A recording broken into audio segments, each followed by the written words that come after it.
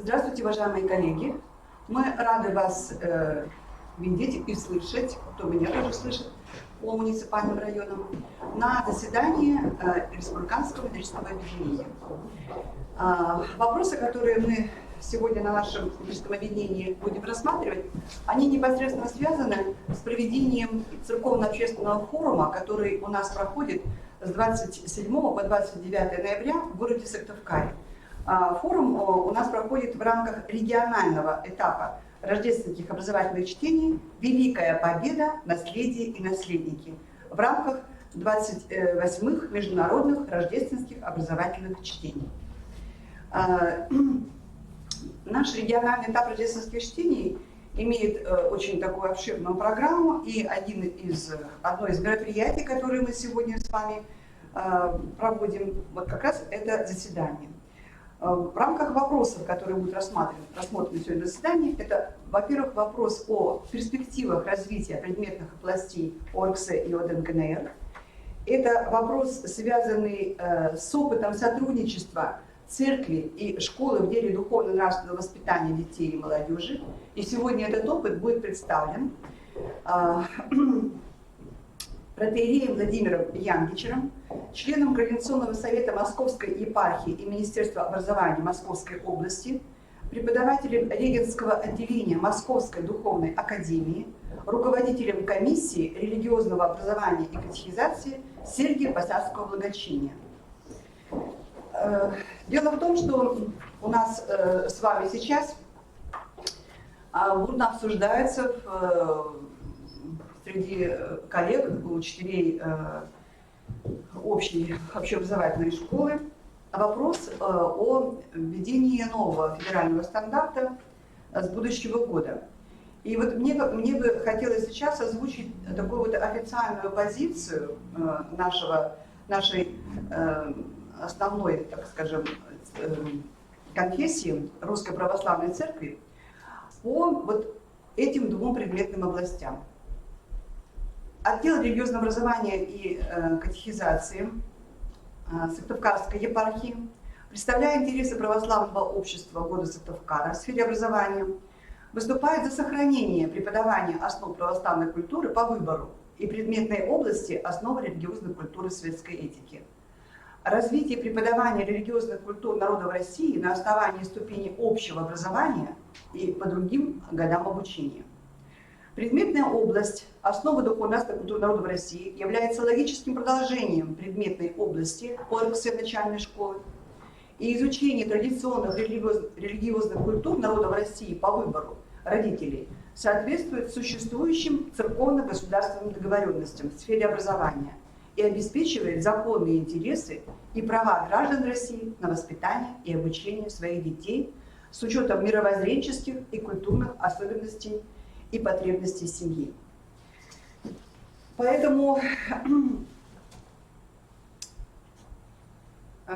то, что сейчас говорят о том, что не будет этих предметных областей, мы можем сказать, что такой выбор может привести к разрушению существующей и успешно развивающейся востребованной практики изучения религиозных культур народов России в школе, в регионе, в стране.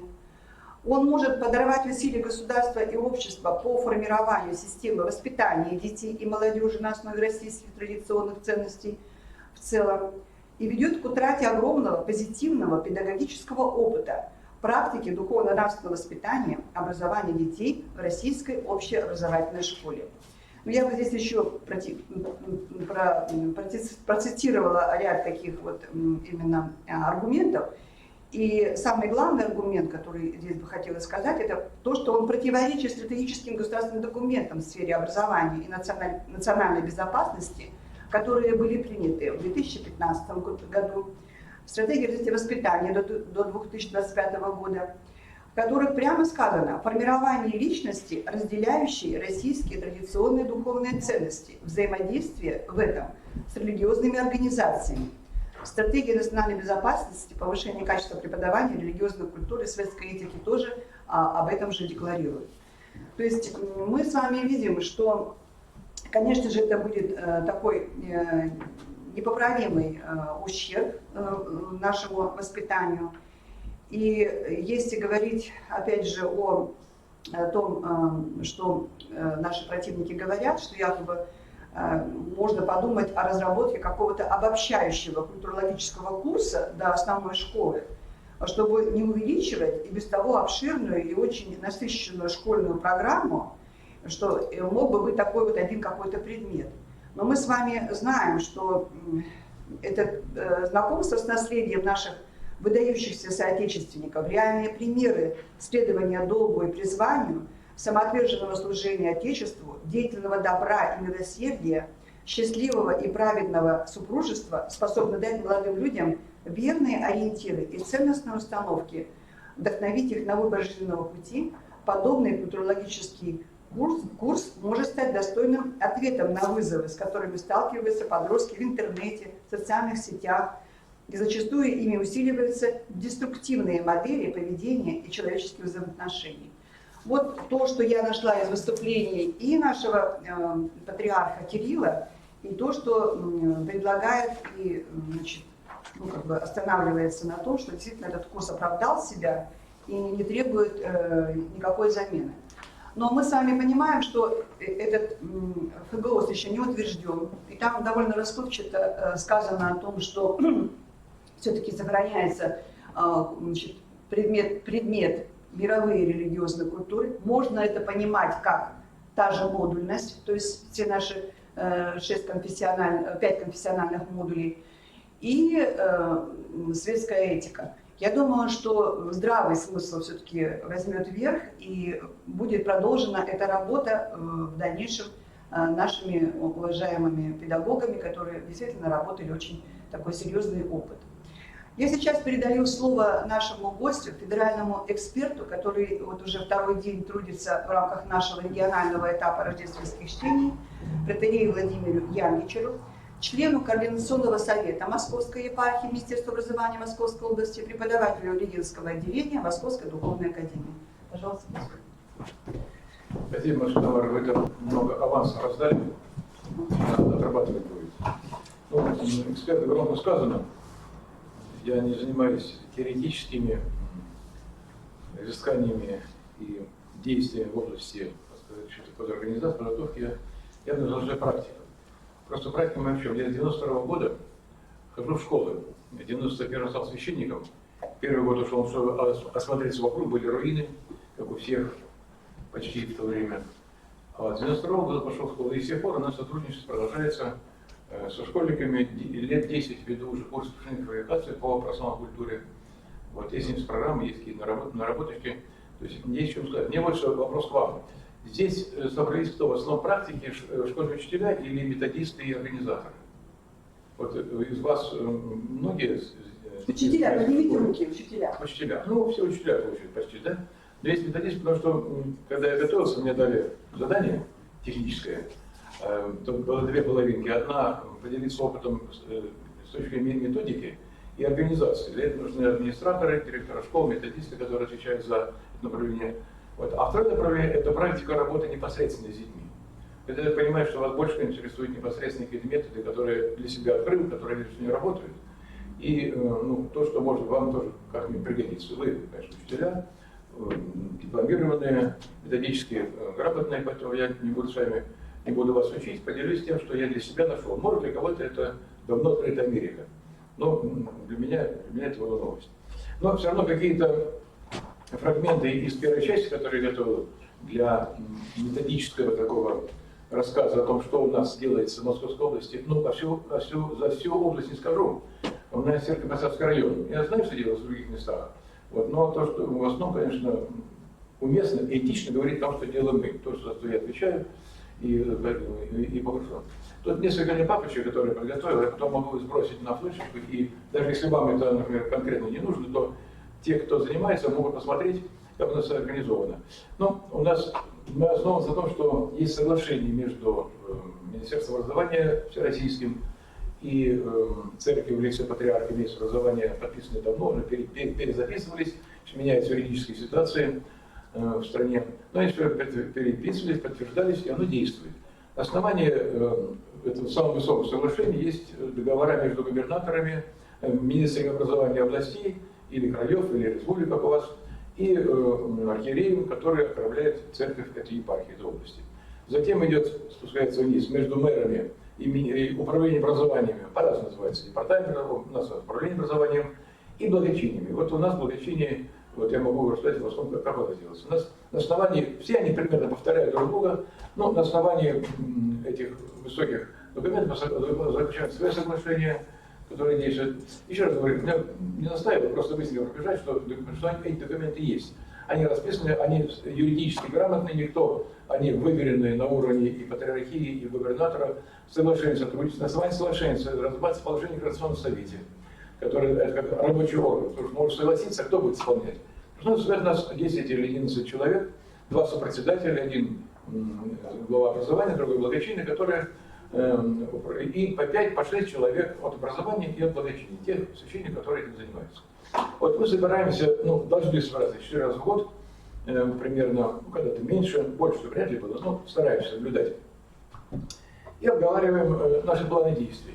Планы чуть-чуть попозже, потому что есть что обговаривать. У нас 60 школ в районе, 60 детских садов, ну, были вузы, филиалы московские, правда, сейчас они все, с ним особая система, колледжи, училища, да.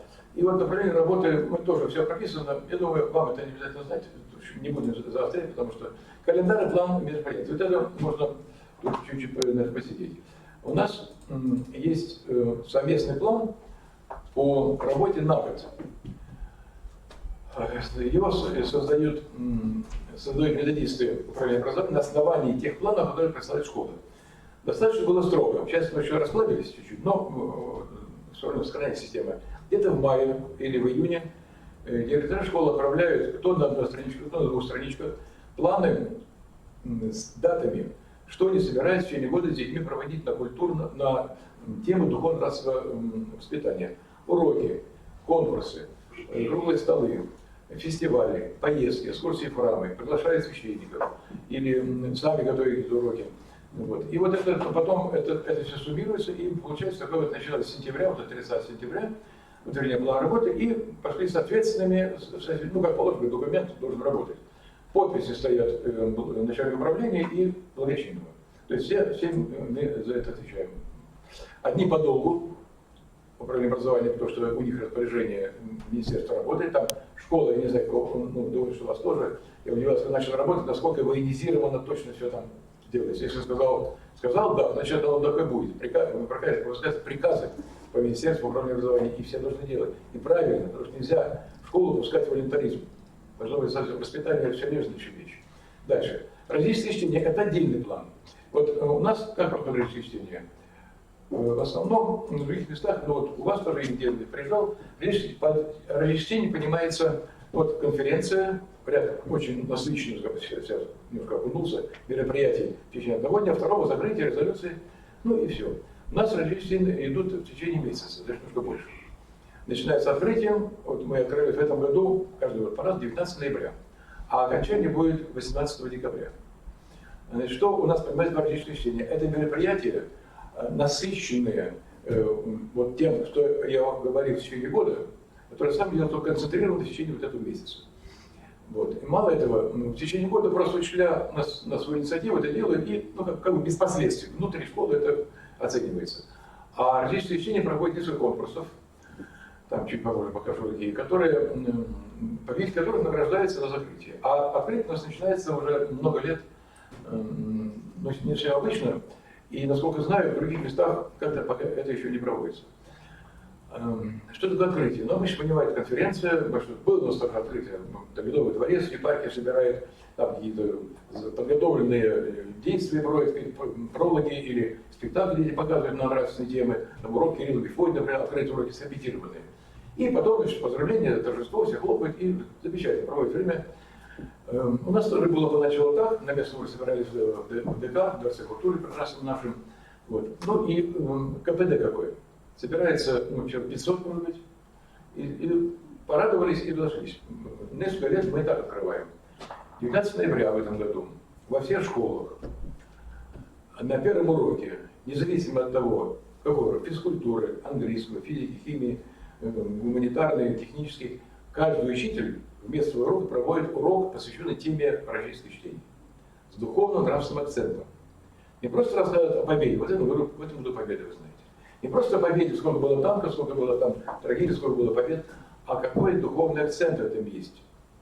Если мы предполагаем, что не все могут это сразу так вот освоить, узреть, мы с благоговением предпринимаем такое действие. Мы где-то в осенний педсовет, в конце или во время каникул осенних, выезжаем такими, ну, десантами. У нас 40 священников благочестия, но ясно, что не все. У всех свои таланты, кто-то может заниматься этим, кто-то хорошо там служит, и другой день. Но несколько человек, которые готовы пойти в школу.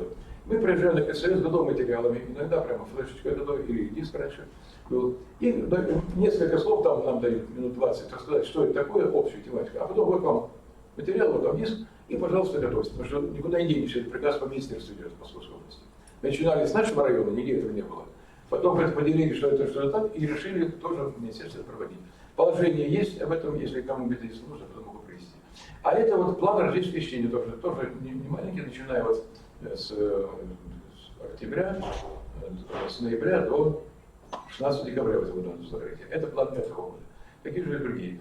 Вот что мы еще пришли, какое действие. Составили такой список тем, называли «Править церковь в школе». Ну, батюшка, может, мне подтвердить или опровергнет. В наших условиях, насколько я знаю, нашего брата, не очень охотно идут в школу. Я потом скажу, я тоже такое испытал, когда можно было сказать, извините, не мое. И вы, как учителя, тоже знаете, может, помните, первые уроки с детьми, хотя вы ходили подготовлены, вас уже были какие-то мастер-классы, вы смотрели, вас специально там учили. И то было трудненько, наверное.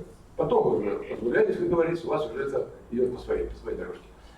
Священникам еще труднее, потому что мы привыкли общаться с людьми, которые пришли по особой тематике. Они готовы это услышать, они рады это слышать, они прямо душа тянется. Мы приходим в школу к детям, которые об этом не знают, и мало и знать не хотят. Им это мешает. Мешает им свободно жить. Но если урок есть, дисциплина все-таки в школе пока присутствует, они сидят и слушают. И вот нужно так рассказать, чтобы они услышали. Не услышали, а услышали. Чтобы было какой-то отклик души.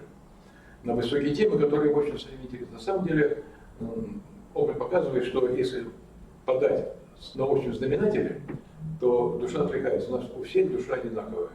Есть такое выражение с древнего христианства: душа любого человека по природе христианка. Потому что любая душа создана Богом. Другое дело, что им душу накидывают мусор всякий. Навозные кучи, грязь, но бриллиант никуда не делся. У нас есть выражение образ Божий и подобие Божие. Вот образ уничтожить невозможно. Есть такое выражение цивилизационный код. Историки знают, что это некий набор таких идей, которые невозможно уничтожить без уничтожения своего носителя. Менталитет, он особый. У каждого рода особый менталитет. Я не знаю другие, мы говорим за свой. Нам нужно свой сохранить, чтобы не поддаваться глобализации, потому что картина состоит из разных мазков, мозаика состоит из разных камушков, разной формы, разного цвета. Если все будет одинаково, это будет не картина, это будет просто серая бетонная стена. Так вот, собрали все равно из 40 человек, говорю, отцы, братья, ну, понятно, что вам трудно в школу идти, что-то говорить, учить. Но у вас есть каждого что-то наработка. Можете рассказать историю своего храма? Она же история храма — это история России 20 века. Потому что храмы все были закрыты, там были какие-то святыни, потом восстанавливали, был такой энтузиазм. Кто-то, может быть, у нас же есть люди с высшим образованием, кто-то филолог, расскажите о русском языке. У нас есть врач-нарколог, расскажите о вредных привычках, какой стал священником. Другие еще что-то знают. И вот собрали списочек. И вот этот список, который вы сейчас видите, он так вот выглядит: священник, тема, которую он может дать, и личный телефон. Подписанный председателем Координационного совета и висит в школах учительства. Любая ученица может вход в семьи, например, человек взялся батюшкой высунуться. Пожалуйста, вот телефон напрямую звонит, договаривается, он приходит в школу. Потому что это уже оговорено, это есть благословение нам и разрешение от Министерства образования и местного органа управления образованием на эту тему. Конечно, подходит грамотно. Родители, вы знаете, должны дать согласие, письменное, в дневнике расписаться. Это все уже отработано, были, обжигались одно время. Потом все, при желании все пройдет. Ну не хочешь, пожалуйста, это дело свободное. Тут невольник, боговольник, насильник не будешь. Вот у нас такие вот темы, если есть какие-то вопросы дополнительные, вот, например, у меня там мой телефон вывесен, встречное предложение, пожалуйста, подготовим и придем, если хотите.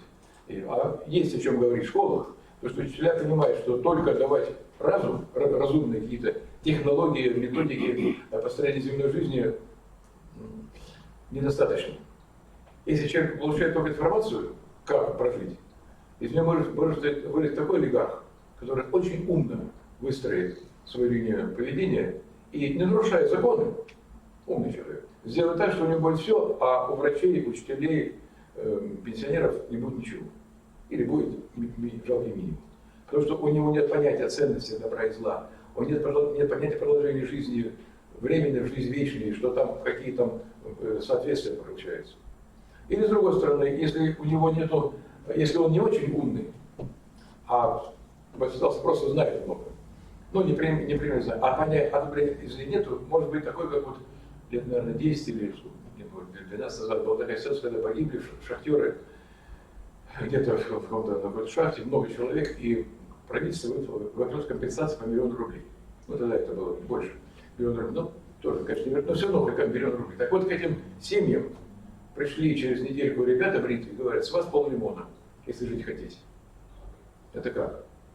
Они не понимают, что это все просто безнравственно. Они сами в себя жизнь крадут. И вот очень важно деятельное понятие о добре и зле.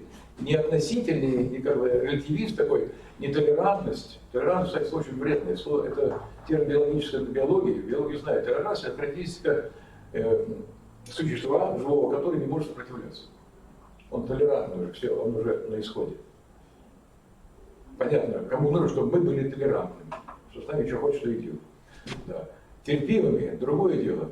И мы терпеть можем, и всем друг друга, дружелюбны, но никак не толерантными. Вот. Мы каждый год подаем мероприятие благочиния, это на уровне епархии, что мы собираемся, какие наши личные предложения, которые встречаются в образовательных учреждениях, в муниципальные, в детские, дошкольные. Да.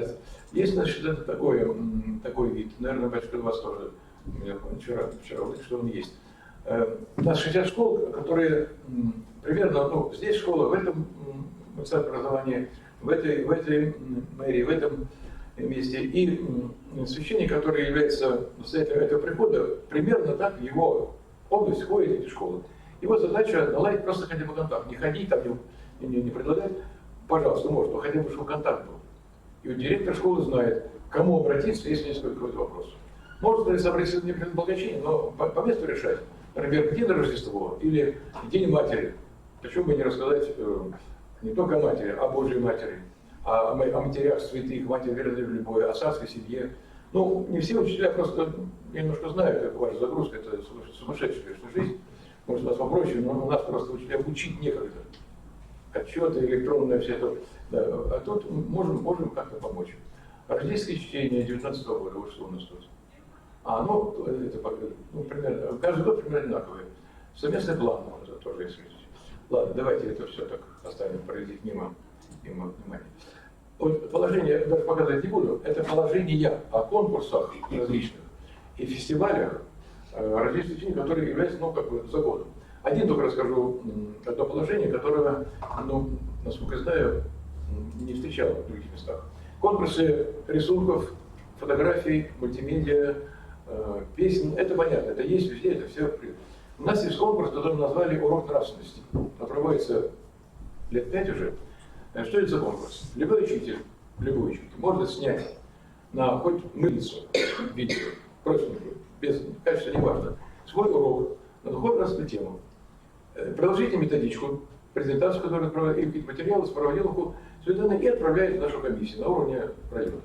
У нас 15-20 таких работ каждый год приходит. Есть очень интересная работа, я покажу там такое попури из этих фильмов, из этих уроков. Да. Например, у нас один получил премию, такой, как сказать, эксклюзивную, урок нравственности по уроке химии. Как можно? Химия, это химия. Можно. Ведет из СМИ в лавру. Да. Так, подходит, стена из чего сделана? Кирпичи там из песковой формулы извести, Так, каждый CO3, понятно. Заходим в лавру, смотрим купола. Какой материал? Медь. Как она по латыни называется? А почему не черный медь? Окись, формулу окисла меди. Ну и так далее. И так вот проходит урок. Или урок английского языка, например. Нравственный. Урок нравственный. Получила какое-то место педагог. Что она делает? Она берет путеводитель по лавре на английском языке и переводит. Не Big Ben и Tower, которые 100 лет нам не нужны, мы же там не будем никогда. А дети, зачем ты учишь английский язык? Ну, понятно, носитель там. Нам же интереснее двойное идет сразу узнавание историческое, культурологическое, духовное, и язык изучается. И физкультура, например, тоже. Обычная физкультура как у нас устроена? Это достижение спортсмена, личное достижение. Лидер в западной системе, успешность, конкурентоспособной личности. Вот что там главное. У нас соборность, у нас все другое. Так вот, в физкультуре воспитывается команда, командное мышление. Тоже получилось какое-то место, да. Вот. Ну и дальше что-то, как совет, это тоже может не очень. И конкретно, может быть, вот что касается трассы, просто пробежимся по некоторым. Я его монтировал, он занимает там много места сейчас, насколько сейчас посмотрим. Ну, 17 минут, это нам не надо, просто сейчас пробежим по... Здравствуйте, ребята! Сегодня мы с вами поговорим об уникальности человеческой личности, о ее неповторимости. Кто догадается? Первый, да. Ну, дальше. И первым нашему уроку я выбрала выражение Аристотеля. Любовь – это желание благо другого. Вот физкультура.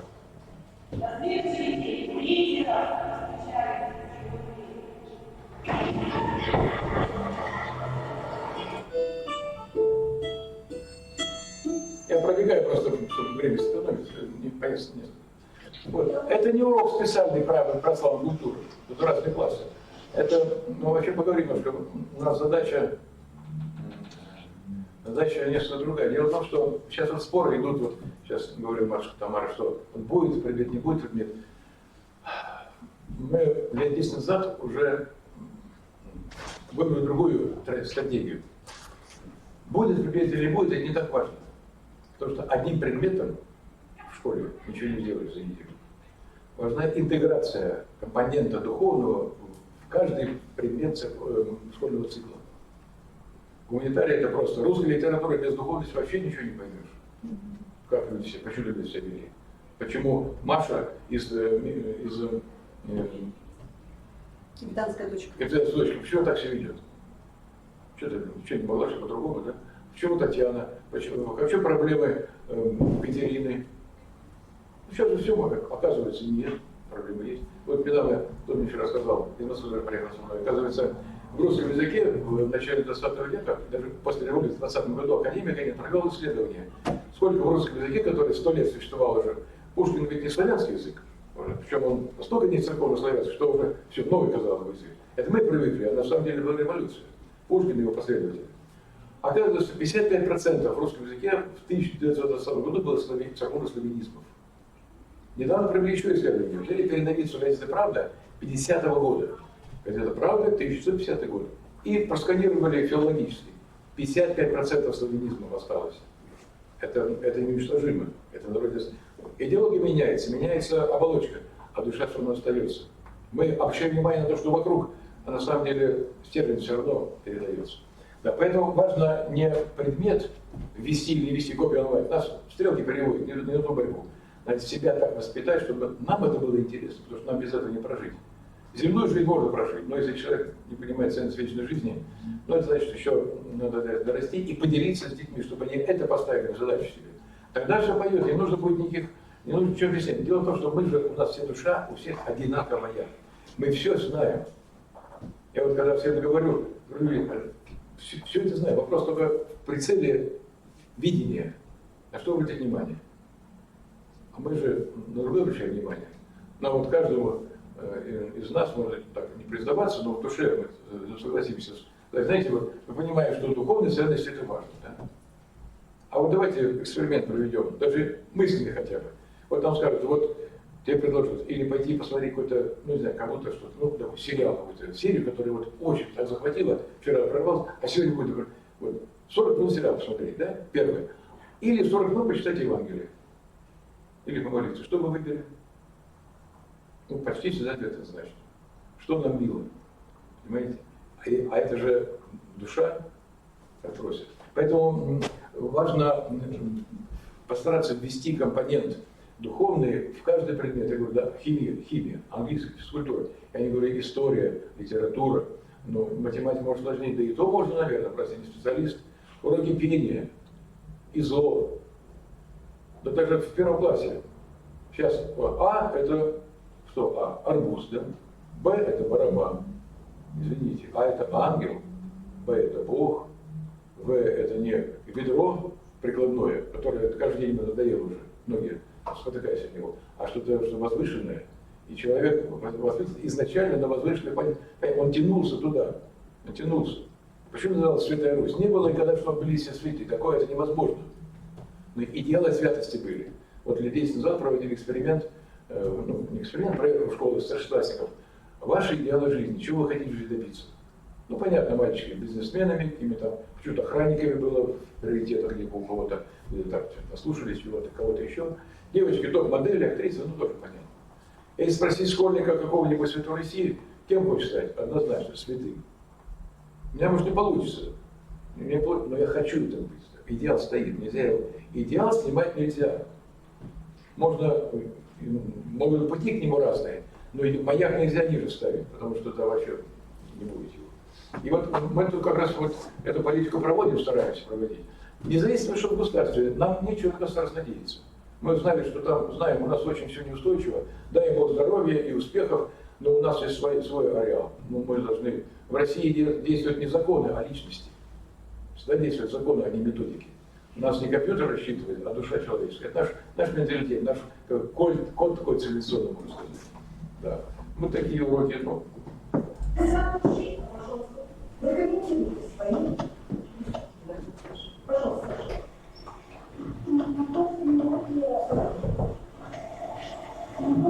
Видите, это не связано с тем, мы не учим, как молиться, не учим, как креститься, как лоб разбивать в поклонах, какие были святые.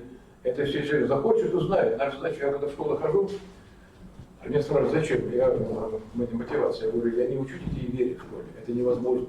Методически невозможно. Школа — это не место, где можно верить учить. Вообще верить учить невозможно. Никто не стал верующим, а тот что-то узнал. Дьявол знает лучше нас о Боге. Однако его вера нам тоже понятна. Вера — это такая тайна, которая никак не складывается из осознания каких-то фактов. Другое дело — детей вывести из подземелья, чтобы они хоть на уровень на ноль стали, чтобы их не массовые средства информации не оболванивали. Это да. А потом на этом культурном уровне можно идти дальше, пожалуйста, это дело свободно. У нас другая задача. Апостол Павел говорил, все у вас пусть будет по чину. Вот школа — это не место чина, где учат церковного такому пониманию. Есть школа воскресная, есть училище духовное, есть семинарии, академии, пожалуйста, кто хочет, пусть идет. Школа для взрослых, есть такие специальные курсы катехизаторские, это пожалуйста, это свободно. Но так всем наказывать, ну, совсем, и с точки зрения нашей неправильно, и родители, дети тоже. Свои подружнейшие приглашения, мы очень жизнерадостны. Сразу прибили личность человека, как вы понимаете? Что вы почувствовали, стоя на палубе нашего корабля? Да что вы увидели? Как вы называете свою маму? Видите, они горят, просто видно по щекам.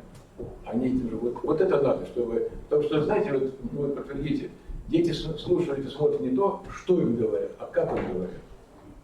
Потому что им важно, искренне говорят или нет. И они в этом смысле откликнутся. У меня в начале моей церковной молодости был духовник мальчик, такой тоже опыт, тоже учитель просто, он говорил такую фразу, я не мог его понять. Знаете, учитель может быть самым большим грешником. Как-то учитель, я, конечно, не возражал, вот этих не позволил, но как-то учитель, говорит, бандит грешник, убийца грешник, ну еретик может грешник, какой-нибудь там, не знаю, а как учить может грешник. А потом понятно стало. Какая-нибудь молоденькая Марья Ивановна, которая в 50-е годы, в 60-е пришла в школу, искренне совершенно воспитанная на ценности безбожия, воспитала детей радостно и убедительно, уверенно, что вот они в храме их видели Пасху, они освящали, с бабушкой там пошли яичко освящать, что-то крестик носит, и, значит, все это искореняло. Прошло время, Марья Ивановна стала, возраст не прошло время, она поняла что-то, несет крест, потому что все это как-то нужно привести в норму, когда, то есть расплодиться, но как-то отстрадать. Она поняла все, она успокаивалась. Но никто не может сказать, что этот мальчик или девочка, став как большим начальником или кем-то, проживший без Бога, на страшном суде, когда Господь спросит, а что ты не верил? Ну, это все понятно, так элементарно же. Все, ну как же, тысячи лет люди, миллионы, нет. А он покажет пальцем Марье, а вот она. Так как-то ехидно скривила улыбочку, и у меня перещелкнуло, больше не мог. Я умом понимаю, но я не мог, мне отвращает. Может так быть. И может быть наоборот. Может быть, если она искренне поговорит о святыне и так отзовется с теплом в душе, этот мальчик или девочка, может, они святыми станут. Мы не знаем. В России стать святой проще, чем в Америке. У нас проблем много земных. У нас выжимается время туда.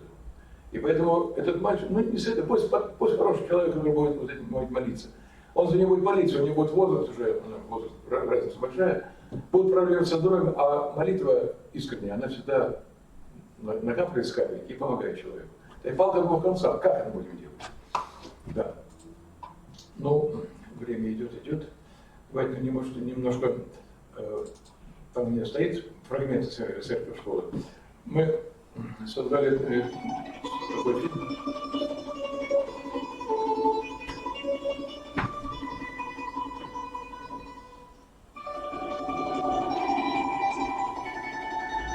Я немножко поговорю. У нас был случай в городе, когда, ну, мы какое-то время сотрудничали, у нас было 2 храма до перестройки, сейчас 40 с лишним храмов. И вот, естественно, есть проблемы. На местном уровне, как стараются, находим отклик людей, помогают, кто-то не хочет, кто-то побольше. Но дошел вопрос того, что определять может какую-то политику района, хоть район у нас считается столица православия, на самом деле столица православия это Лавра. Вокруг у нее совсем другая, может, противоположная обстановка, потому что в свое время ставили туда идеологов, которые будут быть мощным противовесом религии. И до сих пор осталось. И образование, и культура, и все идеологии, печатные органы, остались такие остатки. Поэтому не очень просто у нас, хотя внешне был Сергий Посад, там как раз наоборот. А если есть такое выражение в Библии, где умножится грех, там произведу благодать. То есть чем больше греха, тем больше благодать. Поэтому у нас это противоречит. И вот стал вопрос, рассказывали на одном из совет депутатов, пред новогодним, вопрос, вот, какой-то церкви помочь надо там чем-то. Ну давайте там в бюджет заложим. Ну, голосовали, один стоит из коммунистов таких, а что им говорит, помогать-то? Что они хорошо делают? Что они народ делает? Молится, а мы тут причем? Пусть молится. И забаллотировали. Ну, а в то время у нас было достаточно большого опыта сотрудничества. И говорю, дай-ка соберу вот эти материалы, чем мы занимаемся, помогаем, чем можем помочь. Вот, давайте посмотрим. И получился такой фильм, я весь показывать не буду, там предисловие. Сейчас где-то у меня было. Сейчас. Какого-то места. Ну, фотофильм, рассказ о том, что у нас, какие у нас возможности поучаствовать в жизни народа. Можно и без нее сделать. Матушка его озвучивала. Существенных возражений аудитория не нашла. Как на этой незавершенности все и разошлись. И, наверное, мало кто потом вспомнил про этот разговор. Тема ведь не актуальная. Но нам захотелось, как говорится, дойти до самой сути. И все-таки ответить на вопрос, а правда, какую же реальную пользу приносит церковь своему народу, кроме поддержания традиций и нравственных поучений? А может быть и нет никакой пользы? Может и вправду занимаются священники эдаким самообслуживанием с помощью своих прихожан для будущего Царствия Небесного? Но мы-то живем на земле, сейчас, и ждем сегодняшнего счастья, чтобы был мир, достаток, семья, дети. Как церковь участвует в этой жизни? Ответ мы решили получить, что называется, из первых уст. И вот, что рассказал нам один подмосковный батюшка об опыте большой и необычной семьи, каких, впрочем, уже немало по всей России, при ходе храма Рождества Христова. Фильм лет 10, наверное. Это сейчас еще много работы, но это как зафиксировалось.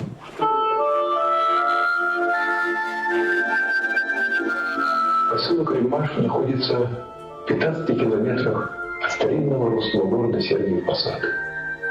Этот поселок образовался в 50-е годы прошлого века около села Иудина, что на старом Угличском тракте. Село это имеет одну достопримечательность, отмеченную во всех справочных и путеводителях Подмосковья, как жемчужина русского барокко XVIII века. Храм Рождества Христова, построенный в 1767 году, закрытый в 1936 и вновь открывшийся в 1991. Через год после возобновления жизни храма началось сотрудничество благостоятеля 26-й средней школы, расположенной на территории поселка. Это сотрудничество как нельзя более подходит для выражения характера, смысла и цели общения церкви и школы. Совместное трудничество, общий труд. На каком же участке, на каком поле? Есть выражение, ставшее привычным и произносящееся от того без особого размышления. Нива просвещения. Уважаемые педагоги говорят, он много потрудился на ниве просвещения. А вспомните классическое, все эти разумное, доброе, вечное. То есть снова про крестьянский труд на поле, на ниве. Откуда это? Где истоки такого понимания сути обучения, учебного процесса? Ведь это самое верное, самое жизненное и ответственное понимание. Вот правда, нельзя же сеять неразумное, то есть глупое, недоброе, то есть злое, не вечное, то есть несуществующее, абсолютно. Слова эти о ниве и сеятеле — начало знаменитой притчи Иисуса Христа: «Изыди, сеятель, сеяти». И дальше рассказ о том, как зерна падали. Одни на каменистую землю, другие в заросли сорняков, или на проезжую дорогу, или же на удобную, способную плодоносить почву. Своим ученикам, а через них и всем нам, Спаситель объяснил смысл сказанной им притчи. Семена — слова, а земля, на которую они падают из руки сеятеля — души, сердца человеческие. Вот на такой-то ниве и возможно, и даже необходимо сотрудничество школы и церкви, педагога и священника. В образовательном пространстве поселка просветительская деятельность церкви ведется уже более 15 лет. И участков полей для посева достаточно. 2 школы, средние и младшие, районный социальный приют «Надежда», 2 детских сада, воскресная школа при храме, до последнего времени строительная воинская часть. Но кроме родного поселка, благотворное влияние образовательной части служения церкви простирается еще на несколько детских учреждений города и района, среди которых интернат для слепоглухих детей, детский дом семейного типа, отделение районной больницы для детей отказников, некоторые дошкольные образовательные учреждения, библиотека, детский дом культуры. Во всех этих местах священники ждут с радостью и всегда находят время среди своего расписания, чтобы устроить общение с детьми. Конечно же, в каждом из них своя специфика.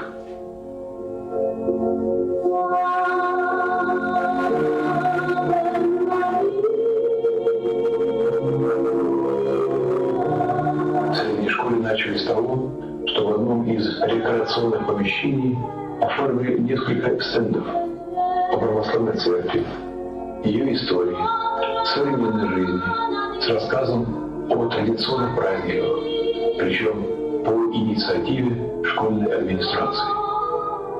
Один из стендов назывался «Знаменитые люди о Боге, о вере, по Библии». И, конечно же, многих старшеклассников, да и учителей призывали задуматься такие, например, высказывания с подписями знаменитостей. Есть книга, в которой сказано все решено, после которой ни в чем нет сомнения. Книга бессмертная, святая, книга вечной истины, вечной жизни, Евангелие. Весь прогресс человечества, все успехи в науках, философии заключаются только в большем проникновении в таинственную глубину этой божественной книги. Основание Евангелия — откровение истины посредством любви и благодати. И подпись «Виссарион Григорьевич Белинский». На других стендах расположились вырезанные из журналов изображения православных икон, чей большой церковный праздник — Пасхи, Рождества, Крещения, с краткими пояснениями. Показайка на следующее свидетельство одного из преподавателей. В этой рекреации, как, впрочем, и в других, стояли на подоконниках и на подставках цветы в ящиках и горшках. Каждый год к маю от зелени оставались жалкие стебелечки. Все остальное в течение черного года безжалостно и бездумно срывалось и уничтожалось. Первым годом, когда все цветы остались к последнему звонку целыми, был тот самый год, когда в коридоре появились эти необычные для школы стенды. Пробегая на переменках мимо них, малыши невольно замедляли шаг, а старшие впитывали в себе красоту образов храмов и икон, понемногу и незаметно облагораживаясь. Потом начались встречи с учащимися школы на классных часах. Темы бесед были разными, но суть одна — духовно-нравственное воспитание личности. Попытка дать хотя бы краткое представление о правильных законах бытия человеческого. Об этой, можно сказать, технике духовной безопасности, соблюдение которой является залогом настоящего счастья, и от нарушений которой страдают и сами нарушители, и все окружающие. Помочь детям обрести смысл своей жизни на земле и начать правильно строить свои отношения с окружающим миром, природой, с ближними, со своей совестью и с Творцом, Богом. В школу приезжают иногда и студенты Московской духовной академии семинарии с рассказами про преподобном Сергии Радонежском, основателе нашего края, о православной иконе, об истории Отечества. Как-то после уроков устроили неформальную встречу за круглым столом с самоваром, пряниками, вопросами, разговоры о жизни, и духовных, и общеизвестных романтических песен под гитару. Несколько часов общения протекли незаметно, и сколько же было запомнившихся впечатлений. В младшей школе своя специфика. Дети очень любят не просто слушать, а еще рассказывать сами. Оказывается, в вопросах веры и в духовной жизни они осведомлены больше, и интерес к этой сфере проявляют больше, чем старшеклассники. Когда во время беседы задают вопрос 8-11 класс, ответы бывают редкие и не очень уверенные. В начальной школе на каждый вопрос в ответ обычно тянется лес круг. Самые живые уроки проходят тогда, когда не просто рассказываешь, а что-то показываешь. Иллюстрации с изображениями храмов, картин, икон, пейзажей. С таких уроков уходишь в самом небесном настроении. В социальный приют «Надежда», где дети сирот и оставшиеся без помещения родителей, по приглашению настоятеля приезжают студенты иконописной Регинской школы при Московской духовной академии, в основном девушки. Беседа с такими детьми, проведшими до приюта трудную и неустроенную жизнь, желательно насыщать практическими формами. Рисование, пение, рукоделие. Этим больше можно заинтересовать воспитанников приюта. Особенно благотворно действует пение. Спокойные, распевные мелодии традиционных русских песен, умиротворяющие душу среди раздерганных, расхристанных ритмов современной молодежной масс и поп-культуры.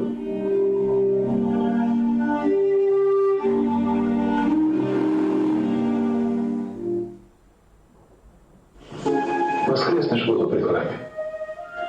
Казалось бы, это чисто приходское учреждение, преследующее цели исключительно религиозного образования. Но где, как не здесь, можно приобщить детей к истории России, ее святыням, культуре.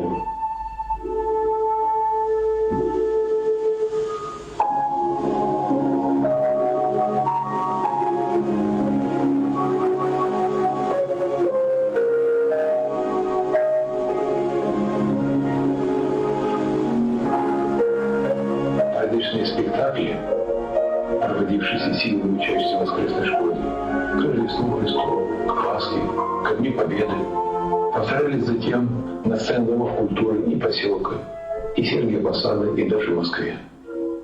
Надо было видеть слезы на глазах взрослых мужчин, сидевших в зале во время этих непосредственных детских представлений, чтобы понять, насколько это важно заниматься с детьми практическим, духовно-нравственным воспитанием.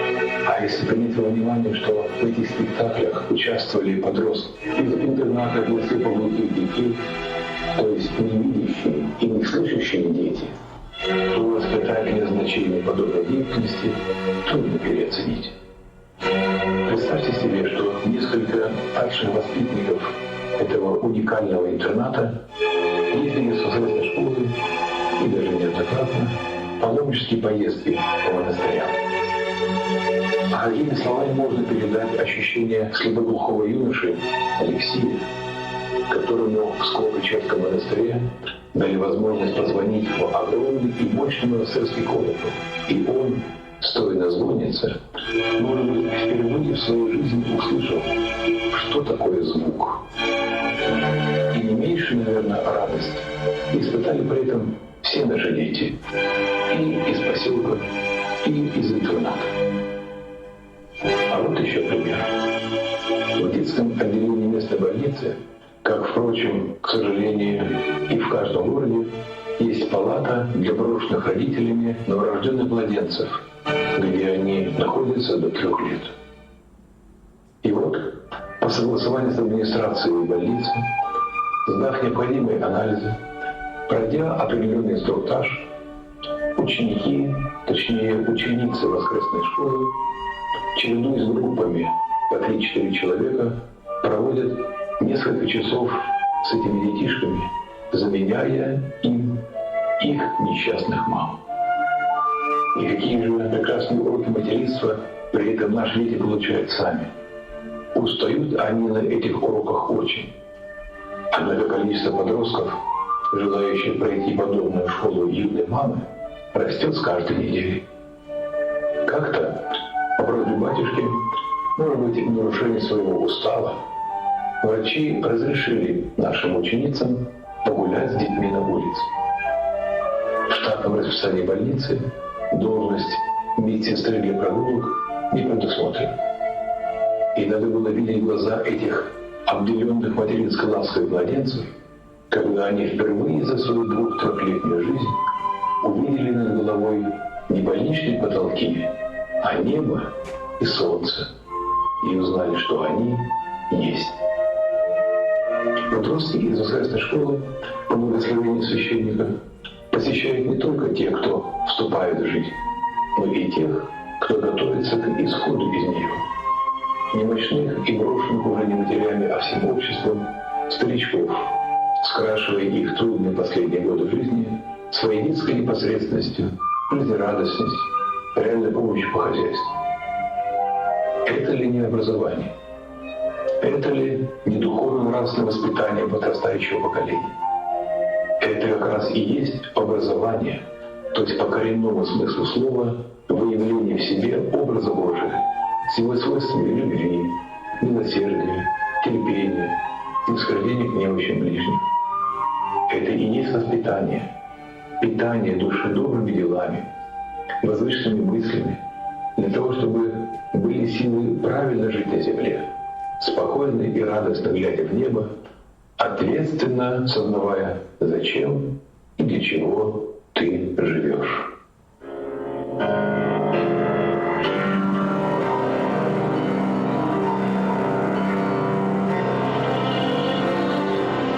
Без воспитания невозможно сделать человека человеком с большой буквы. Поэтому наша задача не только давать образование, но и воспитание.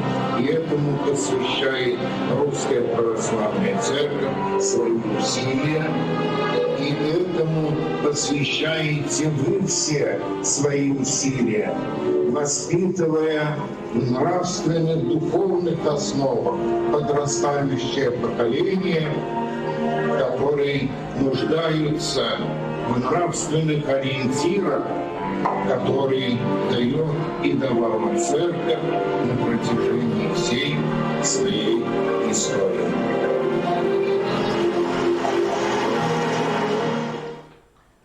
Ну, в чем-то немножко устарел, какие-то новые формы есть, но какой-то такой срез возможностей тут представлен.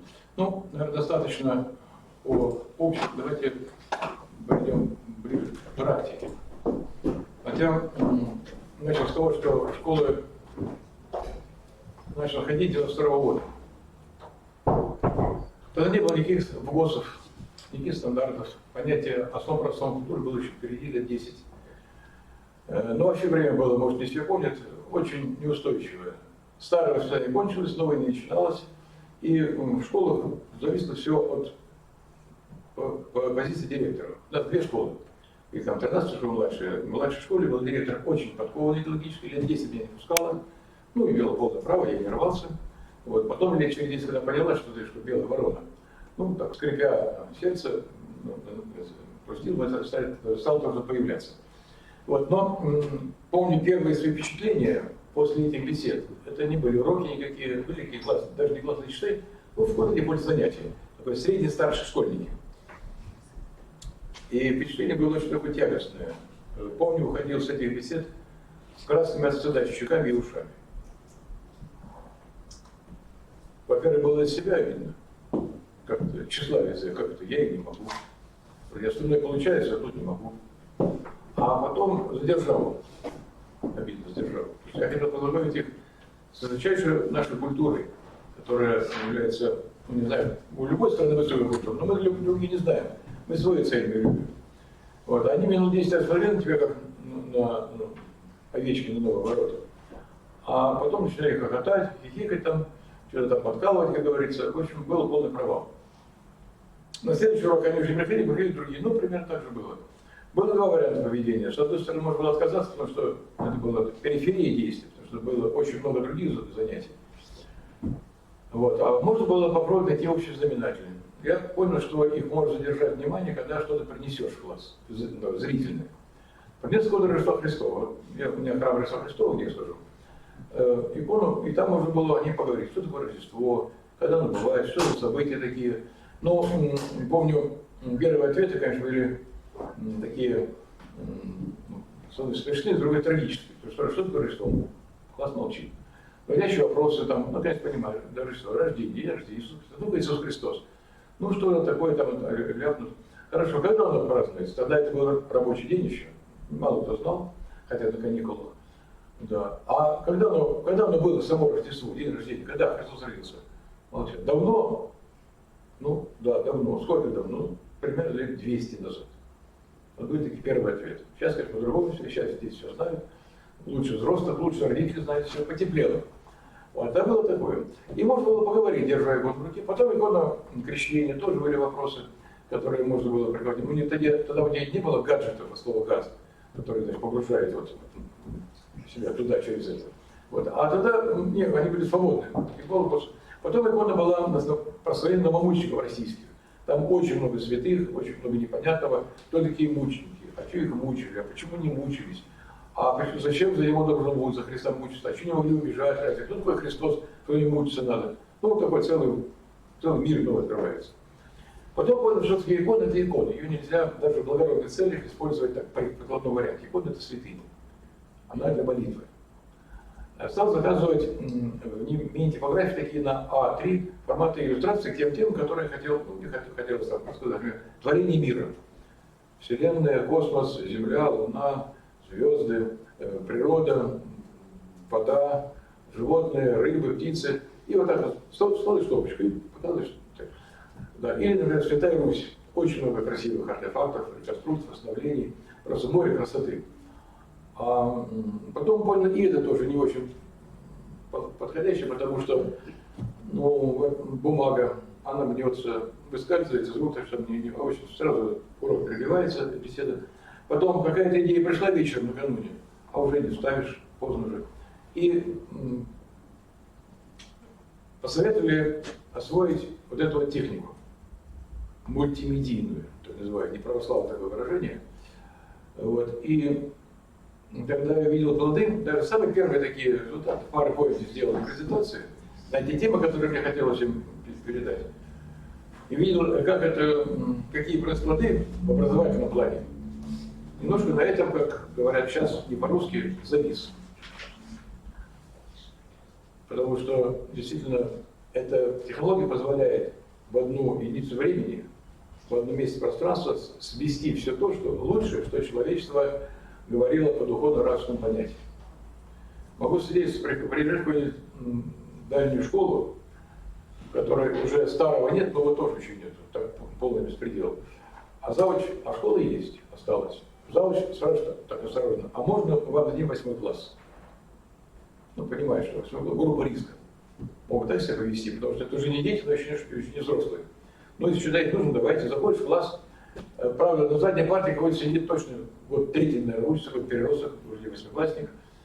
А поп пришел в жизни учить. Так, ну, это его внутри, реконструирует его монолог. Да. Остатки действительно не позволяют убежать с урока. А забастовку или встречу запросто. Руки на парту, голову на руки. Я знаю, как жить надо, у меня отец недавно вернулся из тюрьмы, всех научил. Я знаю, как еще брат у меня всех поддержит. Я знаю, как жить надо, мне надо учить. Начинается беседа, идет какой-то видеоряд, слайд-ряд какой-то, звучат какие-то звуки, голову поднимает, но через 10 смотрит, а в конце урока спрашивает, а когда вы еще придете? Почему это не моя заслуга? Это просто действие, неотвратимое действие благодати такого соединения всего, что лучшего, что душа начинает себя вспоминать. Он просто возвращается к своим корням.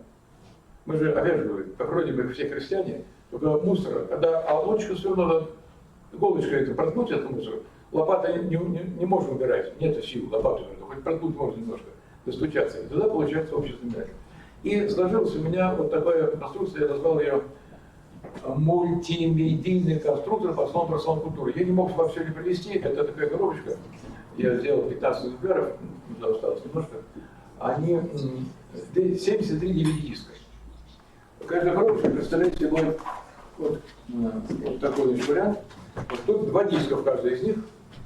На первом это запись, видеозапись урока. Ну, не знаю, правда, уроки. Урок это лучше меня знает. Это строгое методическое мероприятие. По плану, четко, все. Почему это важно? Дело в том, что наша педагогика до сих пор основана на своих отцах еще. Может быть, это сами не понимаем. Но все равно это все есть. И я не просто говорю так эмоционально. У меня 2 дочери педагогики, а одна занималась в таком главном институте новации педагогические. Со всего мира конференции организовывали 2 раза в год. Приезжали учителя, профессора образования, которые там в Австралии, в Англии, такие страны европейского такого направления. Японцев не было, по-моему, китайцев тоже. А она английский знала хорошо, поэтому она была в гуще событий. Когда приходит с конференции, говорит, папа, ты не представляешь, как ценят наша педагогика во всем мире. Нам ученые лучше говорят, у вас самая лучшая в мире педагогика, вы храните. Что у нас тоже было так, но у нас все разрушено уже. У нас тоже то, что они имели в виду, конечно, они ходили по школам, не видели результат. они говорили по тем заявкам, которые даются, она нормальное человечество, не коммерциализированное, которое воспитывает. Мне звонок придет по телефону. Предлагаем профессиональное обучение там, университета. У вас там, ну, знаете, лучше внук есть. У вас 4 лет профориентация. Знаешь, что такое? Это олигархи заказывают. Нам нужно к такому-то году через столько-то человек, которые будут на дудке играть, столько-то будет, когда кран крутить. Такие, что компьютер печали, и тут бухгалтеров. Нам, пожалуйста, обеспечен. Дают план, им нужно выявить, а кто склонен ребенок. Им хорошие работники нужны. У кого какие таланты есть. И тут же ориентируют. Вы делали тест, и у тебя есть физкультура, физкультура, ты там образ мышления, ты будешь дизайнером, и направляешь. Человек думает, ох, хорошо, это заложника в руках олигархии. Свобода лишается человека. То же самое сейчас у нас. Вот то же самое, что да, вот да, профориентация, это заказ. Заказ, там все просчитано. Причем бесплатный компьютер школу раздавал Сорос. Он что, говорит, нас любит? Все окупится, купилось уже. Все это известно. Ничего хорошего тут пройти не может. Там все просчитано. Другой менталитет совсем. Вот вчера Владимир рассказывал. Это война, которую невозможно решить мирным порядком. Никогда не решится. Разное направление. Одно направление — захват мира, глобализм, чтобы контролировать весь мир. А в конце можно уничтожить. А вторая задача — спасти мир. По-моему, Достоевского была такая, вот, не могу дать подтверждение, я слышал, фраза такая: в каждом русском живет гордая мечта стать спасителем. У нас это есть, мы хотим спасать всех. Война показала, когда немцы нападали, и фашисты, не немцы, немцы хорошие, фашисты, Гитлер, у них по плану Барбаросса Москва должна быть затоплена, ну и все остальное тоже, и все убиты. И мы знаем, что немецкая методичность, она образец мировой. Только так они сделали бы. Не смущались, для них это было нормально. А что делали русские, когда вошли, и советские, когда вошли в Берлин? Горячее питание организовали немцам. А детям молоко выдавали. У нас его не было в стране, а немецким детям выдавали молоко. Это как? Это несовместимо вообще никак. И оно так будет продолжаться. Что-то отвлекся. Да. И сделал такой вот, да, так вот на первом диске это видеозапись этой беседы, а на втором материалы методические, которые здесь были использованы. Ну, например, там презентация, я потом расскажу более подробно, в которой там 35 слайдов. А я пока искал у вас, это 300 слайдов образовалось. Тексты я использовал там 3-4 цитаты, а текст он десяток книг, например. Вот, или фотографии, ну и так далее. Видеоматериалы. Это конструктор, который выглядит так, такая коробка, а потом вот перевел такую информацию, которая гораздо удобнее пользоваться, так как выглядит здесь. Вот. Это вот такое. Есть коробочка с 3 дисками, вчера были с Страстем, тоже смотрели фотофильм. Да, но пока я работал, ну, не скажу даже неправильное слово, работал, пока общался с детьми, я чувствую себя как свободный художник. Ну вот что мне хочется, или что просто начинаю, я так творчески, что-то тут и делаю. Начинаю, куда идет мысль, ну туда идет. И что получалось. А когда просили вот в 2008 году, когда ну, там были подготовительные такие моменты, просили поделиться с учителями, провести курсы повышения квалификации для учителей, потому что наработки были уже. В то время, да и сейчас, у нас нет ни одного вуза в стране, который имеет специализацию преподавателя по основам православного или по РЦ. Нету такого вуза, ни одного. Получается, что он повышает квалификацию, повышает нулевую, то хоть не на миллион умножь ноль, ноль остается. Попробуй в школе приди физику вести человек, который прошел 72 часа курса, просто курсов. 5 лет ты должен быть в институт, подтвердить свой диплом, 5 лет еще квалификацию подтвердить, а потом уже ты будешь учителем нормально. А тут как? А в школе же это наука. Основа православной культуры, вообще, это научный предмет.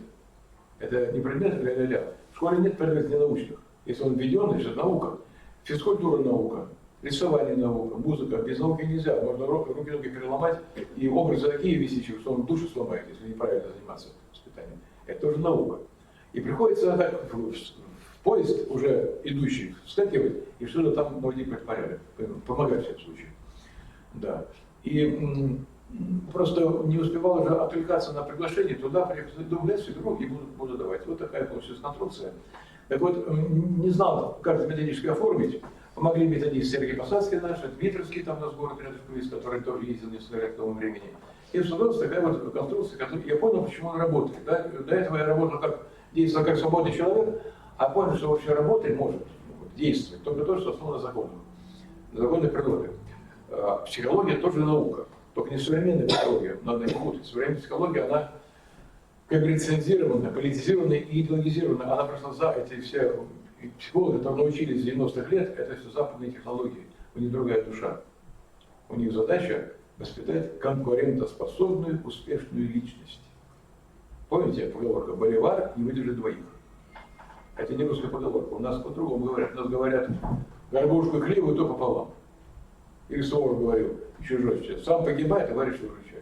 Разные совсем, даже не школы, просто как разные цивилизации все. Да. И вот наша система основана на том знании, которое нам святые отцы. Я поставлю зрительный ряд просто как фон. Вот. А в это время буду постараюсь рассказать те понятия, которые благодаря которым это работает. Благодаря которым мальчик, вот, подросток взял и посмотрел, и ему стало интересно. Святые отцы оставили науку человека. Есть такая наука свято-отеческая антропология, изучающая полностью всего человека. И мы один знаем, что у нас есть тело, душа и дух. Три состава. Они у нас сплавлены вместе, но у них есть свои параметры, свои ответственности, свои обязанности, свои должности и свои инструменты.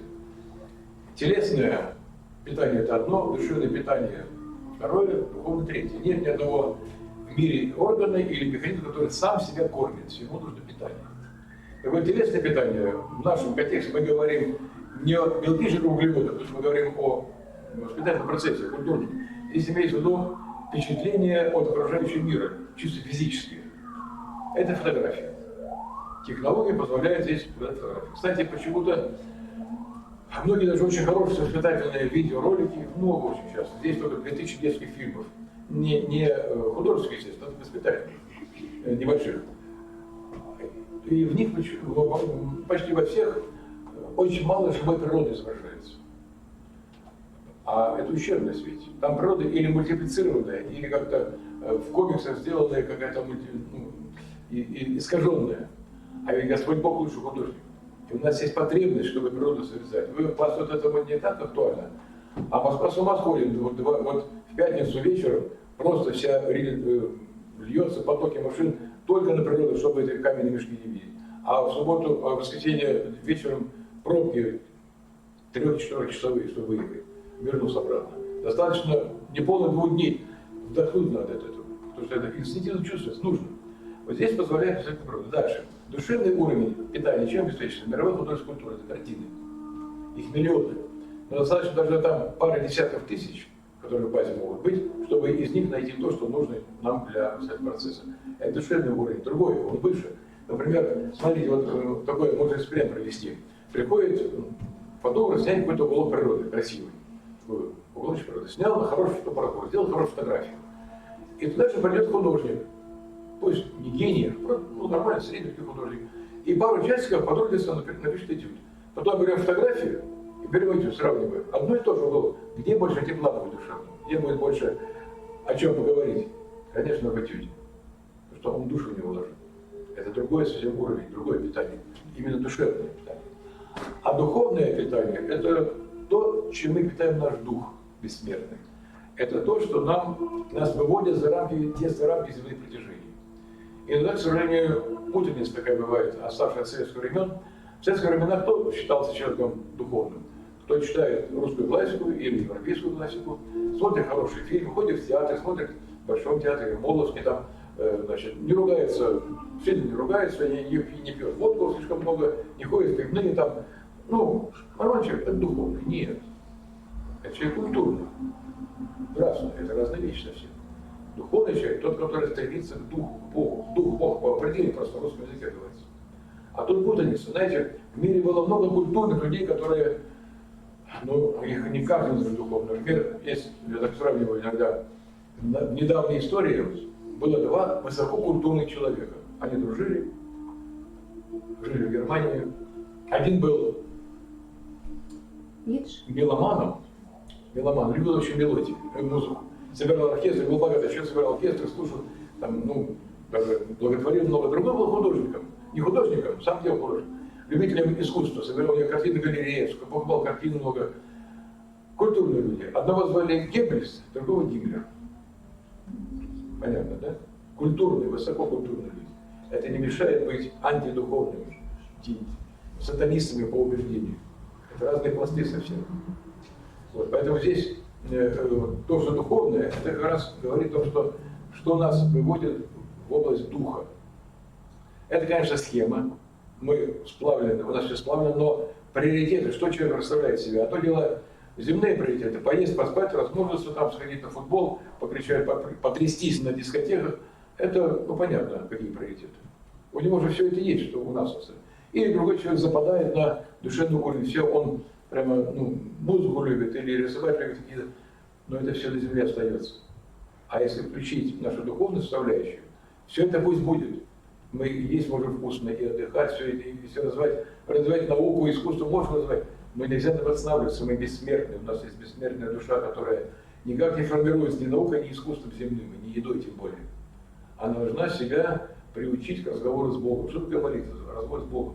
Вот рано или поздно на всех уходить в страну, которая называется Царство Небесное. Надеемся, Царство Небесное. На земле много царств. И были династии очень такие долгие. Египетская была империя. Египетская династия долго жили. Царство. Китайская, Российская империя, Британская. Меняются царства все. Но настолько царство, которое будет постоянно, вечное. Можно по-разному называть. Так там есть свой язык. Вот мы понимаем, что если я хочу поехать в Китай, например, и не буду учить китайский язык, и не собираюсь, а как не проживу? Не проживу, долго не проживу. Я должен хотя бы элементарные вещи узнать. И так далее, даже в Китае. А если собираюсь, ну, собираемся, все равно мы понимаем, мы же люди умные, понимаем, что рано или поздно это кончится все. Так надо научиться языку, разговору. Потому что если не научился, там уже не переучишься. За 2 дня китайский язык не выучишь. Молитву тем более. Да, так вот, это жизнь духа. Все 3 уровня здесь обеспечиваются. Можно композицию ставить так, чтобы и то, и другое, и третье. Да, небольшой звук, который PowerPoint позволяет поставить, тоже будет обеспечить потребность в другой части класса. Вы знаете, что есть дети аудиалы, визуалы и кинестетики. У них, ну, так сложилось в психологии, что одни отвлекаются на образы визуальные, другие на слух. Например, учитель может сказать: дети, послушайте. И вот аудиалы ушки на макушке сразу, по инстинкту, а другим сейчас немножко заставить надо будет. И наоборот, посмотрите, те, кто визуалы, тут же включат сознание, у них это инстинкт такой. А другие дети, им нужно будет перестроиться. А здесь и визуалы, и аудиалы, если звук идет. И еще иногда использую, беру, например, камушки, 2 камня гранитных с вершины Синая, Святой горы, на которой Моисей получил заповеди. Ну, простые камушки такие гранитные. И пускай по классу, вот смотрите, вот мы говорим заповеди: не убей, не укради. Я могу рассказывать, как они появились на камнях, выжжены там или отгравированы. Вот такие камни были Моисея. Или камушек, например, Неопалима Купина, в которой в камне, редкие камни, когда прямо проросточки такие внутри. Можно объяснить, что такое? Понятно, там какое-то растение проросло. Вот. Или, например, Неопалима Купина, вот было такое чудо. Есть такая купина, до сих пор растет в Египте, можно пустить по классу, ну и так далее. Или кора дуба Маврицкого, например, расскажешь по Троице. Вот Троица икона, на ней наверху дуб нарисован. Это дуб, под которым было явление Авраамовской Троицы. Он находится в русском монастыре Хевроне. Там мало родственников, именно в русском монастыре находится этот дуб, с которым 4000 лет, даже больше, потому что тогда он был большой. Вот. А вот чуть-чуть дуба от него. Вот вы сейчас послушали историю, а вот произошло здесь. И полное впечатление сразу. Но это так, не тянете собой. Теперь еще один деталь. Все эти 3 уровня скрепляет понятие красоты. Красота пока еще тот знаменатель, по которому мы можем с ними общаться. Словами уже сложно на духовной арабской. Много вбросов, много семей, живущих совсем другими ценностями. В интернете вообще не говорю, там полный волонтаризм, полная анархия, что как что-то делаю. Поэтому словами замудрать можно. Но что красиво, что безобразно, пока еще они понимают. Вот не дай бог, если еще поколение воспитается на то, что Скруджи, Шреки, Снеки, Маша там с этим медведем, что это все красиво, вот там нам уже будет трудно говорить. Там уже нас не поймут просто. Но пока еще понимаются. И эта красота, ну, не то, что она спасет мир. Такого Федор Михайлович был еще православным, понимал, что красота сама ничего сделать не может. Красота — это что? в русском языке. Это явление, функция. Другой говорит, с помощью красоты Господь Бог мир сотворил, ее поддерживает в мире, и она будет всегда, эта красота. Я как-то, знаете, такой путешественник Федор Конюхов, знаменитый, облетел, объездил весь мир, путешествовал. Он стал священником лет 5-6 назад. Недавно приехал в академию, рассказать путешествие, пригласили его. Я подошел за вопрос, я знал, как он ответит, просто хотел с первого лица. Федор, говорю, вы были во всем мире, все видели. И внизу, и сверху, и в воде, и из-под воды, и все видели. Смотрите, где-нибудь есть местечко, такой уголок, которое надо было подправить, что-то там не так, что-то некрасивое. Ну, конечно, улыбнулся, говорит, да нет, конечно. А что это получим? Понимаем, все идеально. И идеально, пока не появляется человек. Вот человек начинает уже изменяться. Но мы говорим о красоте такой первозданной. Еще один тезис. Вы здесь видите слайды. Это не видеоформат. Есть очень много сейчас соиздательных, хороших по качеству и по идее роликов, видеороликов, видеоинформации. Вот 2000, на самом деле больше, просто не могу запихнуть все. И есть один недостаток в видеоформате. Он ненормальный. Мы к нему привыкли, но он ненормальный. Он неестественный. Нормальный, значит естественный. Ненормальный, значит неестественный. Нет в природе ни одного явления, которое мелькает 25 раз в секунду. Нет. 30. Хай-технологии 60 раз в секунду. Мы напрягаемся, конечно. Представьте себе, у мозга огромные способности. Мозг, я недавно узнал, наш мозг 200 тысяч раз быстрее самого мощного компьютера. Это не компьютер, это железка такая, игрушка, на самом деле, для ученых. Есть компьютер, который занимает целое здание вот такой аппаратуры. Самый быстрый компьютер в 200 тысяч раз медленнее нашего мозга. Это то, что узнали, а еще они узнали еще больше.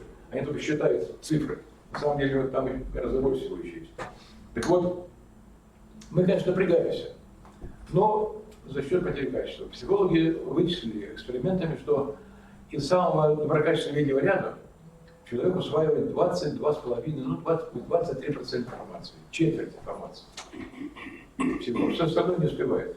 Кстати, компьютеру хорошему дать одновременно 25 программ одновременно в секунду. Что он будет делать? Он плохой зависнет, хороший отфильтрует, в сон поставит, и будет работать там 2, 3, 4, 5. Вот. Мы, конечно, напрягаемся. Был такой одно время, ходил ролик в интернете, даже недавно еще возобновил, то же самое увидел. Значит, предлагается проверить внимание свое. Преамбула такая. Сейчас вам покажу 20 секунд игры в регби. Внимательно читайте пассы. Начинали? Готовы? Значит, Enter нажимаем. 20 секунд. Фрагмент игры. Действительно, какой-то большой мяч такой, как дыни, кидаете его. Считал, это на один, кажется, ошибся. То ли 10, то ли 11. А на самом деле тест не на это. Никогда тест не объявляется на что. Грамотный тест никогда не говорится, на что он будет. Или в формат. Потому что шум будет, человек будет лицемерить. А на самом деле не об этом речь. Речь о том, спрашивает, скажите, а кто заметил, что по экрану пошел медведь? Смотрим еще раз. Может, другого компьютера, это не обман, не фейк никакой. Да, на заднем плане за играющими в костюме медведя мохнатой лапой идут. Чуть что такое. Проходит человек по диагонали, как будто тоже что-то с мячом играет. Не видит. Потом, оказывается, все-таки кое-кто видит. Видят дети, которым мишка интереснее, чем мяч. Они сразу мишку видят. И сотрудники ФСБ.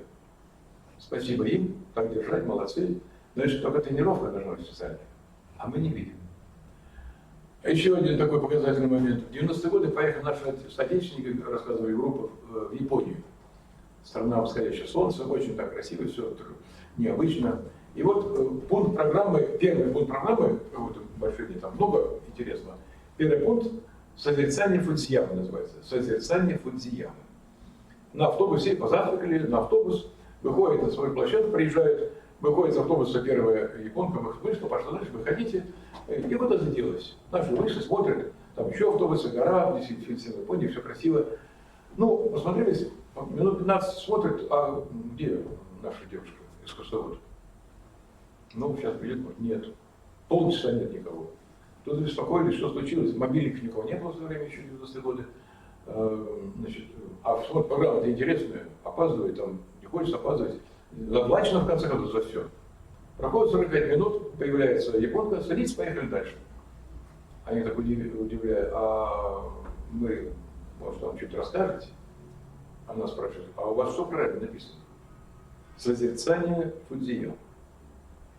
типа того, она, конечно, не продолжила, она может сказать, типа, а вы чем занимаетесь? Созерцание, надо, время посвящено созерцанию, а нам что что мелькало, и что-то все время, какое-то празднословие какое-то вышло. Отвыкли немножко. Ну, не, конечно, не до конца. А вот здесь слайд, здесь просто автомат. 8 секунд, это просто это же не презентация, а так, и ряд. Можно посидеть на слайде сколько надо, 20 минут, 20 секунд. Можно, вот видите, панорамирование и масштабирование. Можно на детали под эти акцент поставить. То есть, ну, в деталях интересного. Это же целая жизнь. Это базовые чувства человека, любого человека, не только русского православного. Любого человека — это вслушаться, всмотреться, вдуматься, вчувствоваться. Это то, что нормальный человек должен делать. Мы просто настолько отравлены масс-культурой. Вот 3 кадра в секунду мелькать, вот нормально. Я сидел в аэропорте, ехал сюда, сидели там, прибегал, за дом, дай посчитаю. Значит, реклама. Два раза меняется, 2 кадра в секунду меняется. Это медленно очень. А лучше 3-4. Тогда человек настолько деморализируется, что им что хочешь с него делай. Управляй как хочешь. Когда он не умеет мыслить, когда у него отучено мыслительный аппарат не работает, его любую мысль вложил, он пойдет думать, что он так думает, а он же ничем не думает сам. Он думает тем, что его вложили. А здесь другое дело. Это созерцание. Поэтому здесь это тоже можно использовать. Это ближе гораздо. Да. Ну, ладно, я об этом закончу. Есть такая у нас, ну, как сказать, беда. Вот небольшой фрагмент из презентации той же самой Ольги Владимировны, родственник, которая вчера была у нас, сейчас поехала в Воркуту. Она лет 20 ездит по России, даже только России, Беларуси, и тоже с курсами для учителей, бывших квалификаций, такие скородосрочные, 36 часа, 72 часа. Да, и знает пример состояния педагогов. Вот ее наблюдение за эти годы. Вот знаете, вы сейчас, я не знаю, если у вас большинство мам 4 класса, ну, я имею в виду классный руководитель 4 класса, вы вторые мамы, потому что у вас дети влюбились, как во вторую маму. У вас, как безвыходная ситуация, вы не можете не учить детей тому, что выбрали родители. Вы вот модуль выбрали, вы учите. Вам деваться некуда. Нравится, не нравится, понимаю, насколько я знаю, отказаться нельзя, потому что там что-то пенсионное обеспечение как-то сразу, какие-то тарифы снижаются и прочее. Ну, все это там устроено как надо кому-то. Да. А в то время, вот большинство времени до этого, вот, все учителя, которые видели в фильме, это энтузиасты, это элита нравственная, элита педагогического корпуса. Это учителя, которые под насмешками, под каким-то непониманием, под каким-то отвержением своих коллег и детей. А коллег, которые говорят, что ты 20 век, 21 век, партия крутит, мне сказать, чем занимаешься, какой-то анахронизм детям. Все поменялось уже. Я помню, в Ярославле как-то на родительских чтениях выходит на трибуну пожилая учительница с каким небольшим сообщением, встала и расплакалась. Успокоилась, говорит, знаете, простите, я думал, не одна такая, а вас у нас как много. Я прихожу в свое управление образования и говорят, вот то, что ты что-то детей учишь, посмотри в окно. Надо помощь какая-то, задавай сама, это не актуально. А у нас так много, оказывается. Оказывается, нас так много, обрадовалась, от счастья расплакалась. Но тем не менее, все равно, даже в корпусе учителей, которые хотят искренне этим заниматься, есть такие недоработки, потому что, это не их вина. Это беда. Вот смотрите, статистика такая. Она в Московской области знает, там объезжает районы. И там более такая презентативная такая ситуация. Вот, получается, что по движению православия детям можно вести около параоккультизм, парапсихологию, около православия, полуязычество какое-то, увести от центра, понимаете, людей высокомерных, которые знают это от души, не так много. Когда, если такой, ему даже учебник не нужен, он сам от души расскажет, есть чуть методичное направление дал, она расскажет то, что действительно правильно, а если нет. В лучшем случае учиться может сказать, дети, закройте учебник, как учебник устроен, вы лучше меня знаете. 5, 6, 7 страниц, вот такими буквами, чтобы дети глазки не испортили, и картинки по краям. Читать его медленно, 8 минут, остальные 35 чем заниматься. Если так честно, если человек не знает, методички ведь нету. Я не знаю, может у вас есть, у него, насколько я знаю, у Кураева есть какая-то небольшая книжечка, но вот так вот, чтобы в этой базе есть поминутные уроки на все 35 расписания поминутного текста на все уроки Кураева. Не мои работы, просто я взял с интернета, нашел несколько назад и продаю. В Хрестоматии по каждому уроку, есть изобразительный ряд по каждому уроку. То есть можно брать и просто и пользоваться. Но это так в идеале. А здесь вот, если человек не очень знает, получается такая вот ситуация. И трудно ожидать, что плоды от такого смешения. Вот, значит, в советское время было проще. Вот да или нет? Тут ноль, на который можно построить. А если это не ноль, а построено кривое здание, сначала надо сломать, разобрать, а потом уже строить. Это труднее гораздо. Здание, а психология другая. Я немножко хочу показать возможности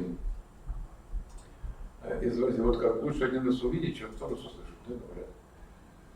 Ну, это пословица такая несерьезная, потому что у нас как вот уши устроены. Человек услышал, в одно ухо летело, другое по прямой вылетело.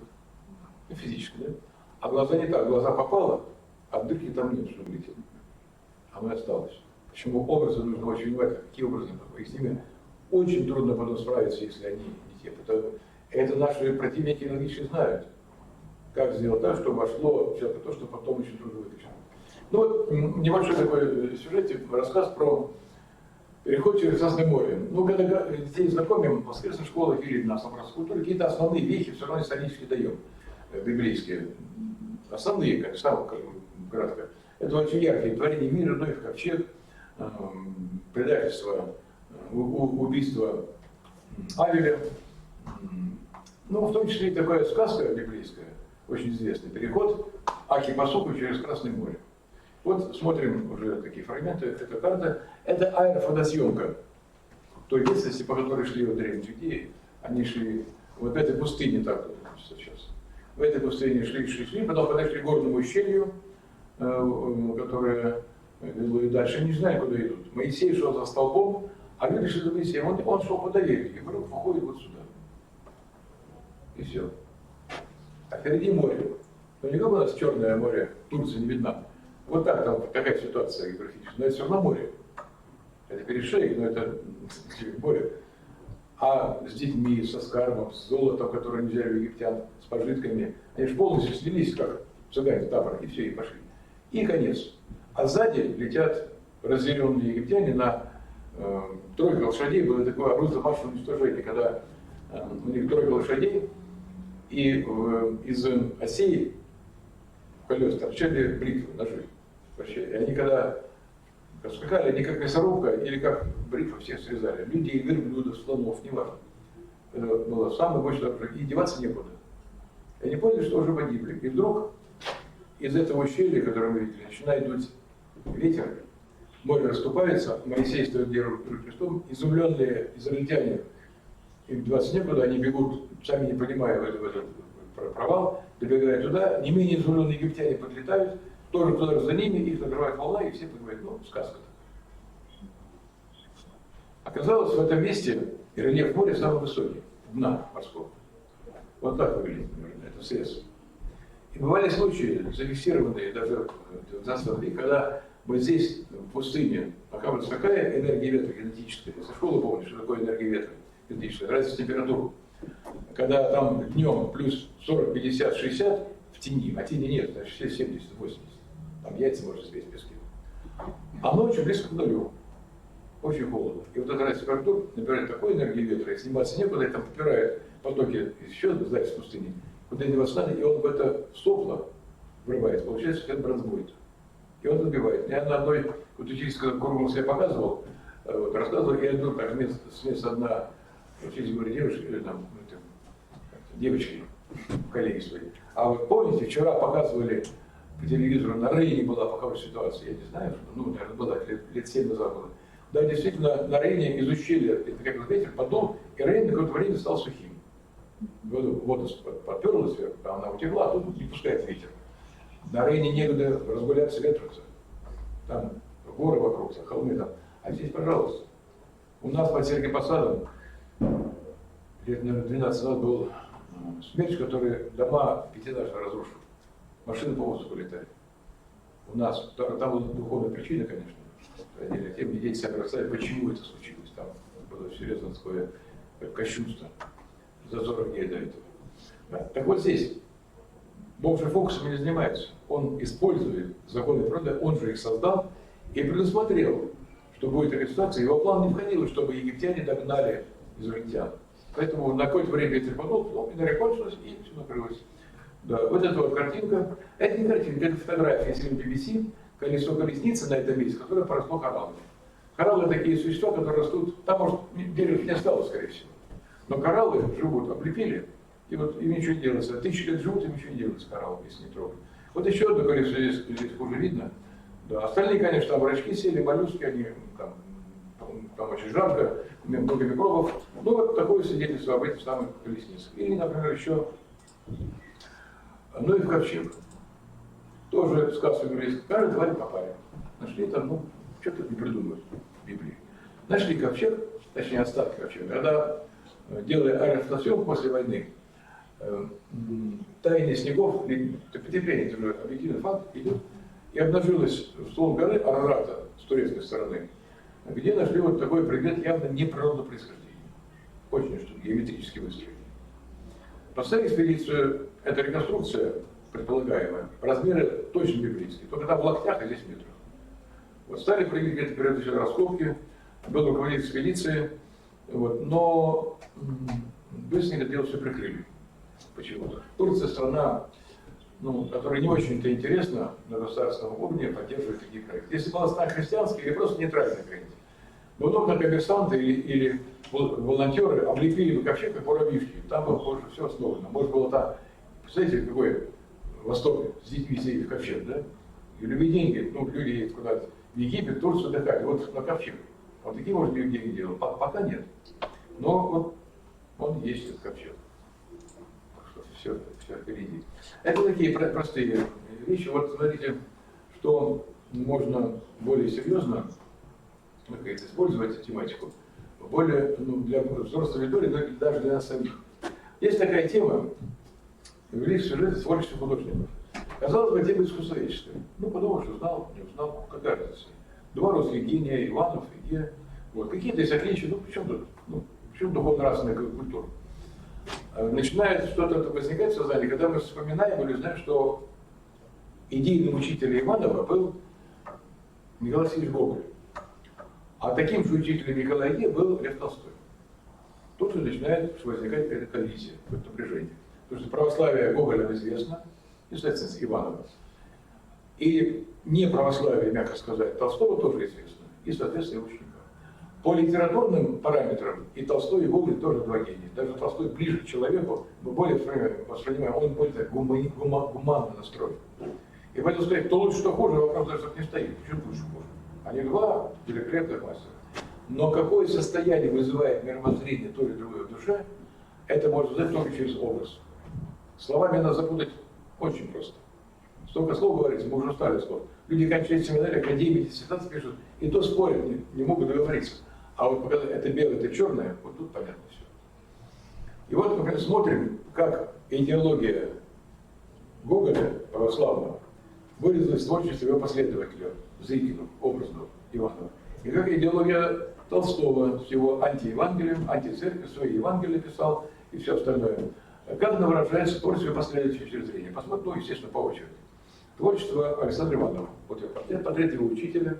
Вот самая известная его картина, 20 лет писал, шедевры, как тут в Третьяковке, вы можете посмотреть, или даже виртуально еще можно смотреть, вся стена усеяна, обе стены этюдами, каждый из которых тоже шедевр мировой живописи. 20 лет человек писал, ветка Палестины, куда деваться. Да. Но это не икона. Молиться перед ней не будешь. Но суть такая, это крещение. Приход Христа на крещение, предварение. Вот как душевными средствами, духовными, душевными, живописными, можно выразить высокие духовные идеалы. Конечно, опять говорю, это не для молитвы, но для какого-то понимания. Вот это возможности человека, который живет вот этой православной идеей. Весь этот сюжет. Вот просто кратенько пробежим, не заставить. Это вообще целый урок здесь можно проводить. Здесь много сразу такая, как называется это, межпредметной связи. Тут и живопись, и МКК работает, и вообще культура, и история, и духовно-нравственная. Ну, это для нас просмотреть просто как, образы эти. Во-первых, выбор краски. Это акварель. Это самое трудное материал для художника. Потому что его нельзя переделать. Акварель прозрачный. Это как ты чувствуешь, душа поет. Надо писать. Живопись, масло можно поменять там 10 слоев, 20 слоев. Переделать. А это состояние души, оно как вот на одном дыхании. То есть он этим живет. Смотрите, сколько света, сколько воздуха. Даже вот, казалось бы, трагедия Гефсиманской молитвы. Пот кровавый у Христа течет. Трагедия, все, плач. А что в центре композиции? Он свободно выбирал? Свет. Ангел света. Трагедия Голгофы. Все равно светло. Да. «Не прикасайся мне», очень известная картина. Тоже вот как такой Бог и человек, как он можно выразить художественными средствами. Не иконописными, еще раз говорю, не икона. Это другой уровень совсем, но все-таки сравнить. Смотрит творчество Николая Ге. Вот автопортрет, портрет его учителя. Портрет еще одного учителя, Герцена, тоже эти взгляды разделял. Мы знаем его идеи, это западник, либерал чистой воды, для которого православие с Россией было где-то на задворках, надо вперед идти, это все выкинуть. И вот как эти идеи выражаются у художников, его видение духовного мира, духовного мира. Мы не говорим о художнике в целом. Вот так он видит духовные сюжеты. Те же самые, что были у Иванова. Совсем другая песня. Вообще по-другому все. Здесь вообще не знаю, откуда он это взял. Есть, он называет эпизод, когда пришел ко Христу его ученик тайный ночью, боясь, что там его, что с ним, там были друг друга, его в обструкцию. Был спокойный философский разговор двух мудрецов, можно так просто сказать. Пришел ученик, учитель спросить важную вещь. А откуда стресс такой? Это у него в душе стресс. Вот смотрите, сравнение познаем. Так видит Иванов, как оно есть в реальности, а так отражает в душе у Николая Ге. Это как? У него в душе это. Или вот тайный вечер. Усталый, преданный, удрученный учитель. И ученики, на которых нависла зловещая тень Иуды. Это все, это тайный вечер, это смысл тайный вечер. Хоть по-другому назвал бы. Ведь что такое тайный вечер? Это самая драгоценная страница Евангелия. В ней Христос подвел итог всему, что Он делал. И не только подвел итог. Он ради этих часов пришел на землю. Он пришел для того, чтобы нас научить чему-то. Мы плохие ученики. Если можно вас научить, ну, Бог бы знал это и нас научил бы. Послал бы еще там 1000 пророков, например, умных. Еще бы 20 Библий написали бы. Мы все поняли и сказали, о, все, мы исправляемся. Нет. Мы все можем знать, а жить все равно как нам хочется. У нас совсем другое состояние. Святые говорят, что мы находимся в состоянии падшим. Мы падшие люди. Причем не в нравственном плане, а в состоянии только онтологического, полностью. Мы ничего не можем. Мы не можем себя изменить. Это главное состояние. С этого начинается духовная жизнь. Когда человек понимает, что он не может, ничего не может. Тут начинается духовная жизнь. Пока мы что-то воображаем, мы в иллюзии находимся. А наш состояние мы как охарактеризовали? Ну, примерно так вот, аналогия. Упал человек с 20 этажа, все разбил, чудом остался жив, сознание есть, приезжает при скорой помощи, и он просканировал, просветила, пощупала, сделала анализы, написала, значит, диагноз, дала рецепты. Видишь? Вижу. Понял? Понял. На, лечись, мы поехали. Результат понятен. Чтобы нас вылечить, нужно нам не просто знать об этом, нужны речники, которые нам дадут возможность этого выйти. Это только в таинстве, это только в причастии дается. Ради этого пришел Христос, чтобы нас дать возможность причащения тела крови Христа. Только через это человек попадает в вечную жизнь, потому что даже чисто физиологически. Вот мы говорим о воскресенье, да? А что у нас воскреснет? Ведь все очень по строгому закону. Мы почему думаем, что вот мир окружающий, он абсолютно гармоничен, абсолютно точно. Попробуйте измените. Физики, заходишь в кабинет физики в школе, там минус 25 степени как формула стоит. Попробуй напиши минус 24. Все развалится. Ничего не получится. Попробуй в программе компьютера измени одну запятую. Не будет работать. Или будет вирус. Так они делают. Маленькое изменение. Этот мир окружающий. А что в душе хаос, что ли? Душа там такие нанотехнологии, извините. Такой термин применяю. Нам не снились. Другое дело, что в душе главный закон никакой. У нас закон жестко. Сделал, получи. Сунул руку как в станок. Пальца нет. Или там обжег чего-то. Или поскользнулся, упал. Тут ногу сломал. Больно. Сразу, жестко. Мир физики. Мир духовный другой. Там свобода и любовь. Ты сделал что-то, ты подумай. Ты прими решение, что Бог не знает, что мы грешники, мы не можем не грешить, мы не можем не ошибаться. Это нормально. Но беда в том, что человек упал в лужу и решил, о, как тут хорошо. Зачем вставать, опять упаду? Да нет, мы упали, так мы же не лежим, потому что вот скользко опять упаду. Да мы встаем и идем дальше. Говорит, что там исповедаться, сразу грешу. Ну хорошо, зуб заболел, что ты лечишь-то? Все равно заболит дальше. Не лечи его. Нет, мы идем лечим. Нам больно, мы лечим. Потому что мы идем на боль, потому что знаем ради чего. И в церковь, в храм то же самое люди ходят, идут к Богу, потому что не знаем, как больно будет. Трудно, неприятно, чуть непонятно, а мотивация-то какая? Я приведу пример. Вот человек хочет стать спортсменом, он что хочет вытерпит. Мордобой в боксе, там, борьбу, руку там, ломать, будет бить, он синяками ходит, тренер, 3 шкуры спустит с него, там будет ругать все время. А он все равно придет завтра или послезавтра. А что он хочет? Мотивация, замотивирован. И пойдет тогда, ему хочется на тренировку.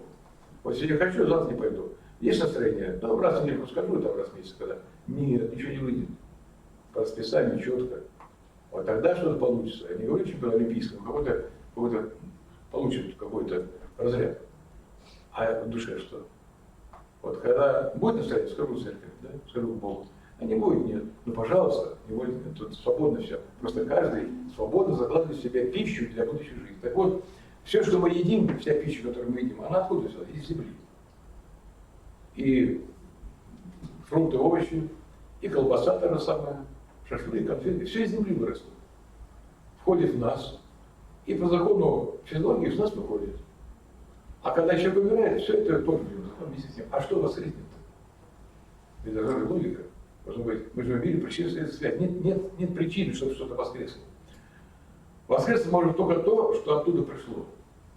Оттуда никто не сказал, что пришло что-то, кроме таинств тела и крови Христа. Хлеб и вино, но Христос сказал, это не просто хлеб, это мое тело, а это моя кровь. И тот же самый Христос, который сказал, да будет свет вначале, и от этого слова стал свет. Я вот сейчас рассказывал об священнике, и меня поразило,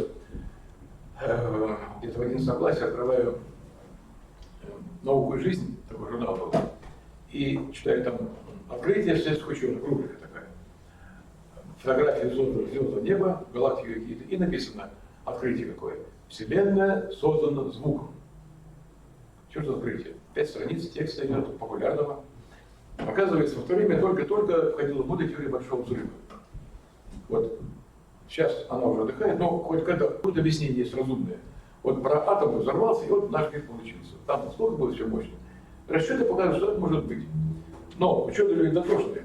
Если все взорвалось и легло вот так вот, был бы хаос. А у нас не хаос. У нас такая тонкая, вот такое устроение. Какая энергия все это сделала? Энергия. Какая энергия? Стали делать эксперименты. А какая энергия? Делают какой-то взрыв, и отбирать энергию тепловую, звуковую, электромагнитную, химическую, ну, много энергии есть, не знаю, что всякие были. И оказалось, что вот, и что-то изменяется, оседает все в разных пропорциях, в разных картинах. Оказалось, что самая близкая картина того, что мы сейчас имеем в мире, в Вселенной, энергия звука. То есть если звучит супер, экстра, инфра, ультра какой-то звук сумасшедший, то меняется и становится так, как он у нас есть. Но дальше рассудить. Я прочитал, ну, как забыл. А потом, когда вспомнилось уже в сознательном возрасте, решил, такая мысль, что хорошо, звук, если был бы У, или А, или О, мир был бы одномерным. Ну, фокус все должно соответствовать, да? А мир, значит, одномерно, он много, значит, была интонация. А интонация – это слово, это песня. Мы никогда не говорим, мы с вами и так на одну никогда не разговариваем, да? Мы все время что-то говорим. Причем, чем больше эмоций, тем приятнее воспринимается. Это интонация. Же древние люди не говорили, я вообще говорю неправильно. Какая-нибудь бабушка архангельская меня услышит, что ты тараторишь? Разве так можно разговаривать? Там напевно разговаривать. Там что было слушаться можно было, были близко к песне. А в этом разговаривали. Вот самое главное, опять ухожу, самое главное, что там Христос, это таинство причащения тела крови Христа. В теле крови есть все, что есть в нем. Мы без этого просто нам нечего будет кушать в вечности. Просто он нам дает, только нам надо сохранить. Это отдельный вопрос, богословский. Так вот, что выбрал Николай Ге вслед за Леонардо да Винчи? Не этот момент самый главный, воспитательный, важный, который стоит увековечения, а момент, когда Христос, когда все уже сказал, они уже поняли это время, Вы говорите такую фразу: но один из вас, тем не менее, меня предаст. Очень драматичная ситуация. Конечно, как это откликнулось в сердцах, когда все же поняли, что все это, ну, они знали, что это Бог, вы так не могли точно, не после воскресения, после Троицы могли так сделать, но уже максимально выставлено. И вдруг предатель. А кто предатель? Вдруг слева, справа, напротив, а вдруг я, не я ли? Тоже такое слово там есть. И этот момент гениально изобразил Леонардо да Винчи и изобразил Николай Гейб. Но почему этот момент? Что у него в душе тема предательства есть? Наверное. Как Леонардо да Винчи тоже изобразил. То же самое. Это же момент. Гениально, со всем своим мощью, своим талантом потратил на то, что временное предательство. Может быть, как если провести психоанализ, такой местный, в лице этих художников культура западная или вот отошедшая от Христа русская в то время, поставила вопрос: а не предатели ли мы Христа? Не предатели ли мы Христа? То же самое у Федора Михайловича Достоевского, когда читаешь роман, там вставка про Великого Инквизитора есть, и он дает понять, как бы от лица римского папы, собирает образ римского папы, Великий Инквизитор, диалог со Христом, точнее монолог. Христос молчит все время, как у Пилата, а это римские папы в лице Инквизитора говорят, а в конце дают понять, что ты нам не нужен, мы тебе снова дадим, ты нам мешаешь. Мы без тебя хорошо устроились, ты нам не нужен, мы тебя дадим снова на смерть. И вот сказать-то можно, а совесть все равно остается. Вот это раздрай между тем, что человек говорит, на что он принял решение, не соответствует, и вот это вот состояние вызывает такую реакцию. Возможно. Но, во всяком случае, это не то, что достойно увековечения. Или вот, пожалуйста, православный Иван видит эту вещь, самое главное, беседа, да, но чаша, Христос чашу держит, причастие. А здесь тоска и тупик. Вот здесь уже выход, опять свет, а там тупик ходит. Вот один тот сюжет. Христос молится, гефсиманская молитва, трагическая. В трагедии все равно главный свет, а здесь безысходность. Там, конечно, гораздо больше было переживаний, но мы говорим о направлении мысли. И вообще, это красные линии, бордовые линии, темнота, это в душе, так значит. Значит, так в душе у человека. Почему? А потому что тупик в духовной жизни, если нет Христа, если нет православия. А есть кадры вообще смотреть просто отвратительно. Вот, не знаю, эстетически они не воспринимаются. Я не понимаю, почему Христа не изображают. Мы знаем, какой дух боится Христа. Он-то, извините, с молоком матери закон Божий изучал, причащался в детстве. Прежде всего, напрямую, да. Вот, пожалуйста, Голгофа Иванова, Голгофа Николая Гейб. Просто кадры неприятные есть. Да. Но, опять же, это относится только к изображению духовных реалий. Как только он берет за перо изображение мира окружающего, он прекрасный художник. Смотрите, какой свет. Он умеет рисовать воздух, свет, легкость, облака, море. Все замечательно. Почему? Потому что тут все понятно вокруг. Там все реально. Как только касается мира духовного, там мрак. Будущее мрачно и темно, как у Лермонтова. Но будущее личное у него темно. Вот, пожалуйста, плоды того или иного мировоззрения. Словами объяснить можно много контраргументов найти. А здесь ясно, плоды все он уже плоды оставил свои. Знаете, вот есть такое выражение, очень правильное в своем роде. Человек, ну, что касается мужчин, ну, человек должен что сделать на земле, чтобы прожить достойно? Построить дом, посадить дерево, вырастить сына и написать книгу. Хорошо. 5 домов построил, 10 сыновей, сады построил и книга целый многотомник. Дальше что? Это все на земле остается. Книги не возьмешь, книги будут все другие. Дети твои, они тоже самостоятельные. Сады будут кушать, туда там яблоки не нужны, твои груши. Дома тоже туда не потащишь. Что туда входит? Входит состояние души. А что за это время ты в себя посадил? О чем ты думал, какие мысли, какие понятия, какое твое мировоззрение? Входит в вечность энергия души, энергия мыслей, и ту информацию значит опустили. А поскольку очень жесткий там фильтр, ничто не чистое туда не войдет. Но это правильно, потому что представьте себе, вот в машине, знаете, фильтр в моторе. Вот в картере может болтаться масло, какие-то, может быть, там опилки, грязь пойдет, песочек может быть, в фильтре, это в картере. Но когда до фильтра доходит, клиент обязан остановить. Не остановит, мотор исчезнет сразу. если не будет фильтра. Вот там такой жесткий фильтр. Царство Небесное, это то же самое, как большой театр не будет. У вас любой театр не будет человека в грязной одежде, провонявшейся, извините. Потому что плохой, хороший человек. У тебя одежда грязная, ты оденься, переоденься, помойся и приходи, пожалуйста. Одежду надо понимать. Мы все хорошие, мы все идеальные, нас Бог создал, идеальными. Мы по детям это видим. И то, правда, дети тоже, они уже не идеальные. Но все равно. Но со временем, в течение времени мы себе накидываем и говорим одежду, которая совсем нам там не нужна. Можно красивой быть здесь, но это не та одежда, по которой входит вечность. Да, ну ладно, отец, все раскаемся. Я вам хочу показать об этом конструкторе, что он себе представляет. Ага. Вот у него... Так, это не тут, сейчас.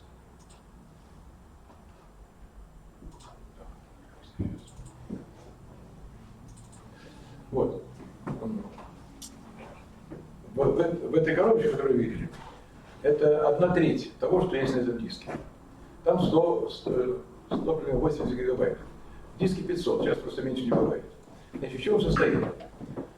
Тут первые два небольшие внимания, это добавил на сегодня. Сам конструктор мультимедийный и его приложение.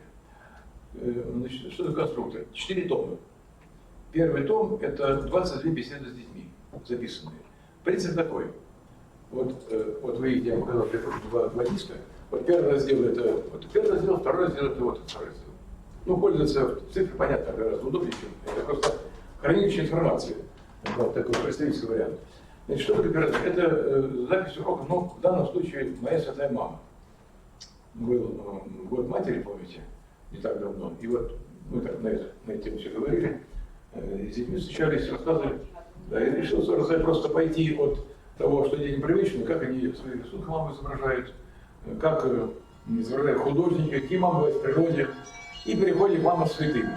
Богородица, верный любовь с мамой святей, царская семья и так далее. И переходим от простого понятного к тому, что пока не знали, а после урока они понимают, что это целый мир. Но это видеозапись, это просто фрагмент. Что есть она вот один мальчик, около земли. Это 45 минут, просто я потом сам монтировал потом ее. Потому что надо, ну, одно дело с экрана, если короче, сейчас снимать с экрана, тут плохо, говорят, видно.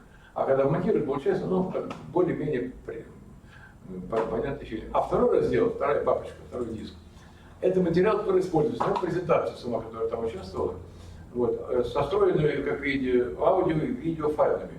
Сама презентация, вот так, устроена здесь, сейчас посмотрим, 139, ну, 140 слайдов, которые я, в общем-то, мало когда получаю использовать, да и не нужно.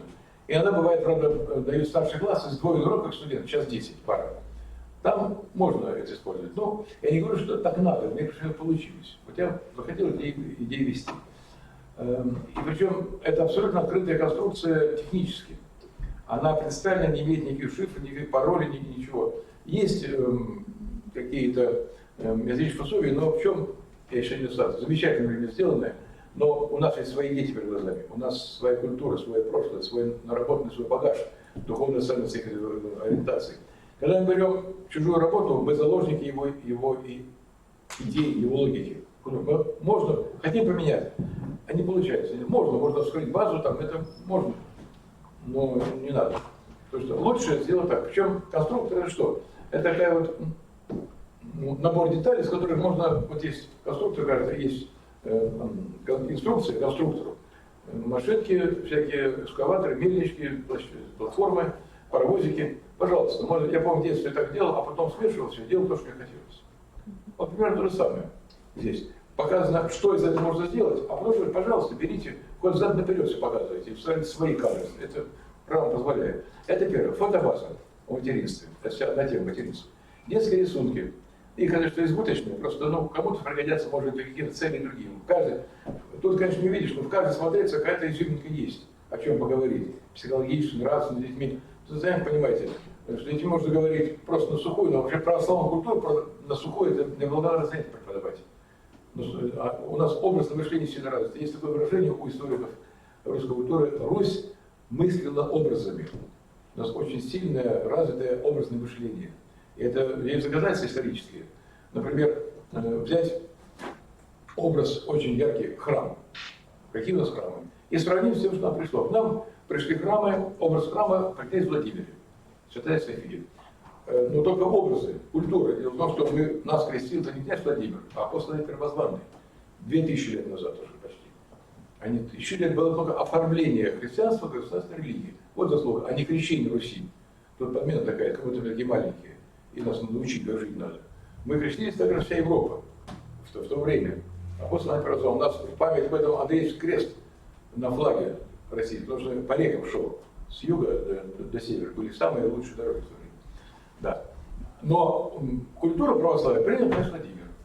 И что храм, какой пришел к нам на Руси Византии? Крестово-купольный план Софии — это круг и 4 крыла. Проще некуда. Достойно. У нас нет таких храмов. У нас вообще нет храмов одинаковых в России. Вообще нет храмов двух одинаковых. 13 глав, 5 глав, 4, 2, 3, шатровые, форма корабля, ладьи, классицизм, что хочешь есть. В Греции, ну там, конечно, было изменение, когда в 19 веке пошел обратный культурный отток из России, там стали строить похоже на храм. Но в основном все, что Афонский, что кафедральный, стоят как храм Софии. Одинаково. Но зато у них книг много. Вот, опять же, с книгами. Ломится волк библиотек на Афоне, в греческих храмах, монастырях. Я не говорю про западный Ватикан, там просто огромное количество томов, написанных святыми. У нас нет этого. Про Сергий ничего не написал. Серафим Саровский ничего не написал. Общинские старцы, они издавали переводы. Написали что? Письма конкретному человеку, вот, именно ему это полезно. Другой человек, может, все по-другому написал бы, а вот именно ей или ему. То почему очень нужно осторожно относиться к советам, которые читаем сейчас. Мы не знаем, кому он писал. Мы не знаем менталитет, потому что каждый человек разный. Этому нужно одно лекарство, другому другое, а не таблетка анальгина на всех подряд. Или давление скачет. А почему он скачет? Вы выпьете, потому что умрешь от этого лекарства. А другому оно поможет. А в духовном смысле особенно, конечно, тоже. Да. Так вот, здесь такое-то. Да, потом живопись, тоже материнство говорящая. Не дай Бог, не Бог есть какие шедевры. Тут дети, как шедевры исполняют хуже, чем простые вещи. Да. Иконы, икона материнства говорящая, мы тоже говорили. Одежда. Одежда, может, не просто, это не прямо относится к материнству. Хотя женская молитва, конечно, здесь очень расшифрована. Сейчас выяснили, когда расшифровали некоторые знаки, что это вот не просто красота, это шифрованная молитва. У нас есть кириллица и глаголица, а были еще тексты, на которых тайна есть такая. Иногда на иконах какие-то крючочки такие непонятные. Это не крючочки, для нас крючочки. Так же, как эти вот изображения на камнях, на скалах, олени скачут, там что-то охота. Это есть шифровки, это повести. Это слова, это рассказы. Охранительные слова, они находятся по всем границам от Урала, юг был квадрат старинного государства, которое потом, остатки остаток. Здесь то же самое. Не мог человек просто красоту или красоты наводить. Смысл должен быть. Ради чего? Молиться другое дело, а ради разговора с Богом. А разговор с Богом — это самое главное. Это язык, на котором нам всем надо учиться. Каждый на свой бой. И фотографии. Фотографии старинных семей, фотографии современные, фотографии животных материнских природе очень трогательные. Затем раздел тексты. Текст тут какой? Что о маме я могу сказать? Какие тексты свои? В любой части лучше меня 100 раз скажет. Здесь просто покадровый комментарий. Послайдовый комментарий. Что это? Вот эти кадры, что я через них хотел сказать? Конечно, если посмотреть запись урока, там видно, это перед глазами ремарка. Можно взять, вот вычеркнуть, можно все поставить, можно переиначить. Совершенно полная свобода. Видео. Здесь 2 небольших моих фотофильма о детстве счастливом и детстве несчастном, без матери. Просто у нас сейчас времени хватает уже, посмотреть фрагменты. Да, разговор от обратного доказательства, противного. Когда бывает, что счастье, такое детское счастье, мы знаем с мамой, а что человек с ребеночек, когда мамы нет, когда его бросил. Да. И вот это вот содержание одного урока, одного фрагмента. Здесь только мои слова. Итак, 20 беседы. Затем второй том. Это беседы, не беседы, лекции курсы повышения квалификации по основам профессиональной культуры. Ну, принцип такой же. Тоже 2 раздела или 2 диска. На первом разделе видеозапись этих самых курсов. Конечно, там уже не 45 минут, здесь уже, сколько сейчас посмотрим, 2,5 часа, 2-16 часов времени. Вот. Это тоже уже мастер-классы. Ну, я просто рассказываю, как делать, я вот работаю. Много людей, много сотен просто будем выявляться. Это вот Библия. Эти дети попадают в палаты, где-то не обязательно убить тело. Ну и так далее. И на несколько тем, потому что надо время использовать. А второй раздел — материал, который используется, плюс в 5, в 6, в 7 раз больше, чем я мог запихнуть, грубо говоря, в одну презентацию. Несколько презентаций, например, там, по заповедям. Вот здесь тоже у нас 123 слайда. Ну, это обычно со старшими классами, там можно подольше поддержать их, и можно на 2 урока разбить, поговорить это тоже с использованием. Но опять же, это не просто, ребята, поняли заповеди, убивать нельзя, воровать нельзя, бесполезное занятие. Показать, к чему это приводит. У нас был православная гимназия в Сергиевом Посаде. Там такие же проблемы, как в школах общеобразовательных. Тоже такие же дети, и очень трудно держать. Только одна вывеска православная. Ну, конечно, там стараются делать все, компонент есть православный, но поведение и менталитет детей, которые приходят домой, общаются с друзьями, подругами, если семья не ведет православную жизнь, все, у них детей пройдет семья. Папа с мамой, все, это маяки, как надо себя вести. Не обязательно быть какими-то хулиганами, но просто без Бога. Вот. И чтобы как поменять ситуацию, духовник семьи в гимназии предложил такой вариант. Детей, мальчиков стали водить в тюрьму, показать, чего приводит нарушение заповеди. Там как-то нашли какое-то занятие, вот, чтобы такое благородное, какие-то волонтеры какие-то. А девочек в дом, у нас есть такое учреждение, это МООСО. Это больница областная, где находятся дети, рожденные с родственниками, которые поменять невозможно уже. У них вместо рук крылья какие-то, без органов, без что-то. Тогда вообще смотреть, что страшно. Это не просто детский дом или не больные. Есть своя школа, понятно, есть люди нормальные, все, у них ум встает. А это тело искаженное, какие-то монстры. Ну, убивать не убивают, может, у них эксперименты проводят какие-то. И ставят заходи, чтобы они увидели, что бывает по нарушению заповедей. Потому что на самом деле, не должно этого быть. Вот машина работает. Почему она сломалась? Попал песок в двигатель. Колесо ломано, чего, гвоздя ломано. Причины есть всегда. Не должно быть, а у Бога все точно отлажено. Почему не ломается орбита Луны? Почему электроны не мешают друг другу работать? Потому что они непослушные. Помните, как Бог мир создавал? Сказал Бог, а дальше что? И стало так. Сказал Бог, и стало так. Если кто-то сказал, а я еще подумаю, что это птица полетела, а я отдохнуть хочу. Нет, смешно. А мы говорим, нам говорят, да, знаете, но я сделаю, как мне хочется. И вот этого начинаются всякие проблемы. Да. И вот заповеди говорит урок о том, что какие бывают последствия при нарушении техники безопасности духовной. Что нарушать технику безопасности такую мирскую мы знаем. Правила дороги, нам говорят, это нельзя, это тоже нельзя. Нет, чуть-чуть можно. Там, обогнать кого-то, там, смотрит, прыгать, ну ладно. Но если по-наглому выехать на встречку и ехать по ней, уверен, что ты делаешь правильно, рано или поздно будет беда. Я не могу правила поменять. Я человек свободный, но я не выше всего мира. То же самое в душе. Сказано, не бывает, не прелюбодействие. А что это нам сказали? А я вот хочу. Вольно, что делай. Но последствия известны, проверены. Тысячелетия, века. Сколько было примеров? Вот беда, что люди хорошо чуть-чуть стали знакомы. Этот процесс очень, очень большой, конечно, несколько поколений нужно пройти, прежде чем это усвоится. Если будет все нормально, если вот мы, что говорим. Причем опять же вернемся.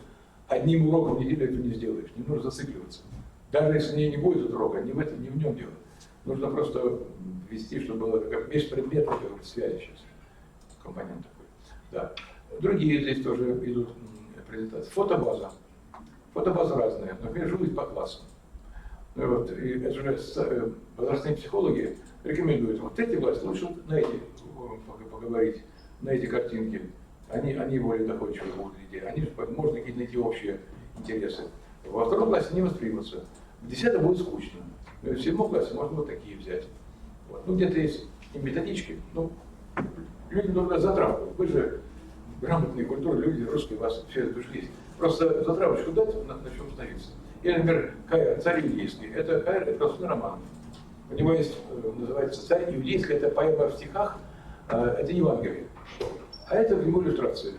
Не из его книги, это просто подборочка. Если прочитать Евангелие, подборки, из которых причем по 4, по 5 иллюстраций на каждый сюжет евангельский. Вот и очень много. Это, ну, хрестоматия такая общая. Культура мира, пожалуйста.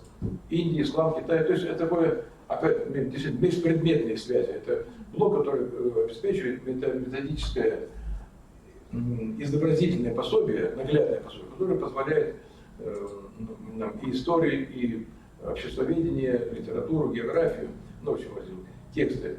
Ну, тексты здесь тоже там методика. Это 36 часов здесь, 12 лекций. Третий том – это 2 учебника, которые в 4 классе изучают. Учебник Андрея Кураева и учебник Костюкова. Есть плюсы и минусы, есть как везде, как там и там. У отца Андрея Кураева, это вот подборки по урокам разбор, с точки зрения православной идеи, там все в порядке. В этом уровне. Я не говорю там его какие-то, говорят, там, я не вникаю, на высоком уровне там что-то не так. Ладно. На уровне школьном все, он философ, богослов, тут все в порядке. Но для него это дважды 2. Но когда он своим языком уверенно излагает эти истины, и он же не педагог, он нет методики знакомства, внедрения этой темы в душу. Он думает, он живет как он, для него это нормально все, естественно. А когда попадает учитель, который для которого этого не является ценностью, то не пускается. А детям тем более передать нельзя. То есть требуется методичка. Например, вот что мы тут сделали. Вот урок культуры и религии. Я нашел в интернете, это тоже лет 5 назад работал, для своих учителей летом время потратил, чтобы найти, у кого это есть. На самом деле есть области, в которых давно это все делается. Тамбов, например. Вот, пожалуйста, мне это не нужно, но учителям цели урока, ключевые слова, восприятие, мотивация, таблички, остановки, следствие с текстом, опережаешь задание. Все на уровне учителя грамотно очень. Да. Даже кто ничего не понимает, бери, просто читай, вечером посмотрел и иди читай, все готово уже. После этого работы, 7 кружок, итоги и так далее. Вот. Здесь есть комментарий Кураева самого, что он хотел рассказать этим уроком. Вот, как это поставить в этом акценте. Вот. Например, есть хрестоматия из подборки рассказиков русской литературы к этому уроку. Даже если не читаешь, прочитай рассказ русской литературы, он очень трогательный, они читают нам близкие, понятные. Это не китайские сказки, не европейские, там какие-то очерки о жизни. Наши дети, и дети будут понятны, они почитают, что-то поймут. Дети нужно говорить, так, запиши методику. Им нужно сказать примеры живые. Это очень живые эмоциональные примеры. Пожалуйста, задание, как разобрать этот рассказ. И все, и урок прошел уже не зря. Моя только иллюстрация. Я каждый урок подбирал иллюстрации, которым сейчас в каждой школе, не знаю как, здесь у нас давно. Первое время ходил в школу, у меня был проектор, компьютер, экран и стойка для компьютера. Значит, на 4-й этаж поднимаешь, но этого стоило, потому что сейчас не нужно, сейчас приходишь, в любом классе есть экран, как здесь. Вот. Поэтому поставили, и пока идет урок, они образы усваивают. Есть у нас понятие такое невербальное мышление, мышление образами. И вот важно, чтобы чистые образы входили в душу. Они такой иммунитет создают против того безобразия, которое сейчас вокруг творится. Хотя бы на эти 45 минут. Да. И вот так все вот эти уроки проведены. Здесь у него там 27, но у него, знаете, практический урок несколько, а здесь не все 30. Да, учебник президента Костюкова. Тут другая противоположная ситуация. Значит, писал учебник Пединститут, университет, Томский. С точки зрения педагогики и методики разъяснить, разложить, как бы разжевать детям, там все понятно, грамотно, они сами знают, как это сделать, чтобы все дошло. Но с точки зрения идеи есть вопросы. Например, самое начало учебника, первая страница, не страница, называется фронтиспис, титульный лист. Открываем вот надпись. Дорогие дети, вы сейчас начинаете знакомство с новым предметом, основываясь в православной культуре. В этом разделе вы узнаете, какое представление было наших предков, и поймете все. Остановились. Православие, культура предков. Вступной, да? занос. Дальше, первая страница открываем. Читать будут потом. Образы работают. В первую очередь, образы. Что здесь? Какое противоречие? Это наше все, как говорится сейчас. Наше будущее. Вот говорим, прекрасно. А это вообще при чем? Это какой-то музей. Православие никакого отношения не имеет. Но заложено сразу разница. Идея сразу понимает. Православие – это музей. Это отжившее состояние, которое никому не нужно. Ну, познакомимся. Но жить этим нельзя, это же музей. Тем более вокруг про это что мы говорим. Ну и дальше. Дальше в каждом уроке что-то есть. Конечно, если он допущен, не будем его трогать, пусть он будет. Но я вот написал каждому уроку такое свои видения. Что-то можно поправить, чтобы он был более полноценным. Например, в каждом блоке, знаете, православие, светская религия, иудаизм, мусульманство, ислам, буддизм. Первый урок всех одинаковый. Не по тексту одинаковый, а посвящен Родине. Россия наша Родина. Правильно, потому что все живем в Родине. Каждый видит свой взгляд, показывает, что мы живем в этой стране. Так почему бы нам, православным, не в первую очередь посвятить гимну? Россия какая держава у нас? Священная. Еще какая? Хранимая Богом родная земля. А даже если война идет, у нас и война-то священная тоже. А почему? А как была такая Святая Русь? Это же не то, что не просто написал Михалков слова красивые и приняли. Это душа народа. Вы, может, не все помните, какие были баталии в Думе, когда принимали гимн, когда царь принимали. Сколько было противников. Нет, какая там Россия, какая-то. Нет России уже. Да, хотели там что-то другое ставить. Не получилось, душа народа проголосовала. И на гербе появился Георгий Победоносец. Наш это день, в его день была победа. То 6-го победа была 6-го. 7-го выходили из убежищ, 8-го собрали по песной капитуляции, сказали, а 9-го будем праздновать. Но победа была 6-го, день, когда Георгий Победоносец окончательно копьем прибил фашистов. А потом еще интересно, когда образовали парад победы в 1945 году, когда, помнишь, швыряли эти знамена в мавзолею, в Троицу это было. В Троицу. Это не просто так. Вообще, ну, это вчера как получилось рассказать, есть подборка, можно просканировать нашу историю по победам за все время. Все почти победы были в невеликих праздниках. Куликовская битва, День Рождества Богородицы, Невское сражение, День князя Владимира, Чудское озеро, Лёва побоище, Акафистная икона Божьей Матери. Акафиста Божьей Матери очень почитаем, про сейчас забыл, сам почитался раньше. Дальше. 4 ноября Казанская икона и знания польской конвенции. Петропавла 12 июля, Полтавское сражение, знаковое для России, имени Петра I. Победа над Наполеоном, Рождество Христово. Мы когда Рождество книги открываем, написано два праздника. Первое – Рождество по плоти Господа нашего Иисуса Христа, а второй праздник называется «Изгнание из России 20 языков». В этот день последний француз солдат оставил нашу землю. И День Победы. И весь 19 век это был День Победы. Собор Храм Спасителя называют. Это называется по-народному. На самом деле, точное название – Храм Рождества Христова. У него 40 лет люди деньги собирали по России, 40 лет строили. На народе деньги, дотаций не было никаких, именно народ. Еще был один такой интересный эпизод, когда собрали деньги, но что значит деньги? Это не на карту перевели, и даже не купюр не было никаких. Были богатства, пушнина, камни, золото, слитки, олово, ну все, что имело ценность. Потом раздавали и расплачивались натурой со строителями. И вот в Сибири набрали, там несколько лет собирали большой обоз, чтобы по одиночке вести, собрали большой обоз и повезли в Москву. Долго везут, под Уралом нападает шайка разбойников. Какая-то мощная шайка, она скрылась, контролируемая. Все первое время шалили, как богатство, все можно себе всю жизнь и ничего не делать. А потом, смотри, а что, кто хозяин-то, что за несметное богатство? Они объяснили. А это мы идем в храм Христа Спасителя строить, на пожертвование. Как они что сделали, разбойники? Не то, что их отпустили, они телегу свою добавили из старых запасов. Вот разбойники. А это они разбойники перед людьми, а перед Богом понимают, совсем другая история. Так вот, этот гимн, смотрите, вообще удивительно. Смотрите, все сравнение, да? Вот график, сравним гимны. Вчера мы тоже занимались этим. Россия священная держава, храним родная земля. Это все понятно. Мы заявляем с первого заявления, что Россия священная держава, Святая Русь.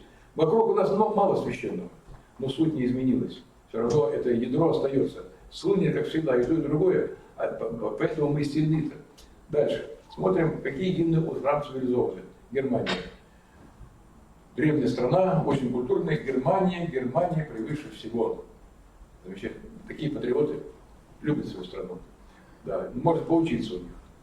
Да. Но мы знаем, что из лозунга «Deutschland, Deutschland, über alles», что вырастет, с чем шли фашисты к нам. Это... А потом, смотрите, вот этот припев, что для них ценно? Ведь ценность называется немецкие женщины, немецкое вино, немецкая песня. Вот что ценно. Ну, неплохо, наверное, красивые женщины, вкусное вино, наверное. Но это далеко от понятия сакральности. Именно Англии. Боже, храни королеву. Начинается за здравие, а потом за королеву. А дальше, смотрите, не спошли чего? Победоносного, счастливого, славного, долгого чего? Правления нами. Это только арабская психология может такое придумать. У нас тоже было «Боже, царя храни». А как кончалось? «Царство на славу нам». Разница есть, да? Как мы к царю относимся. Там присмыкание перед «храни», чтобы она хорошо правила. Извините. Франция. Тоже патриоты, призывы к борьбе, замечательные, проворные солдаты. Ряды товарищ ваших подруг какие-то не гимновые какие-то эмоции вызывают. К оружию граждане, нищета кровь, пролетавшие поля. Ну, военная песня понятна, но это, если это гимн, извините. Давно кончилась у нас Марсельеза. Все, уже 200 лет прошло после революции. Все по-другому, они еще не живут. Это вот что главное, чтобы на земле все было прекрасно. Да? Возьмем США. Очень любят свою страну, действительно прекрасная страна, такие красоты. Если отвлечься от политики, просторы, там, каньоны, горы, очень много всего говорят. Но это опять природа. Это все земное, которое останется на земле. Гимн Италии. Братья, пробудитесь и так далее. Мы готовы умереть за Иисуса, мы готовы умереть. Ну, зачем умирать? Надо жить, надо. Да? Там, и другие. А Россия, только Россия священная держава. И только у России на гербе есть герой победоносец святой. Ни одного герба больше нет в мире, когда святой на гербе. Есть кресты. Там в Грузии там 5 крестов. Есть другие, есть в Швейцарии, ну, крестов символов. А также в Кавказе, вот наш защитник святой Георгий Воин. И к нам не ходите. Не получится. И тоже, вот каждый урок, тоже иллюстрация, само собой, по теме этой Костюковского учебника. Но можно так. И вот тоже есть 30 уроков на тему. Можно просто брать и читать. Дальше, третий том. Это третий том. Четвертый том. Четвертый это то, что вчера мы смотрели, мы все были, это «Страсти к Матфею». Это разбор.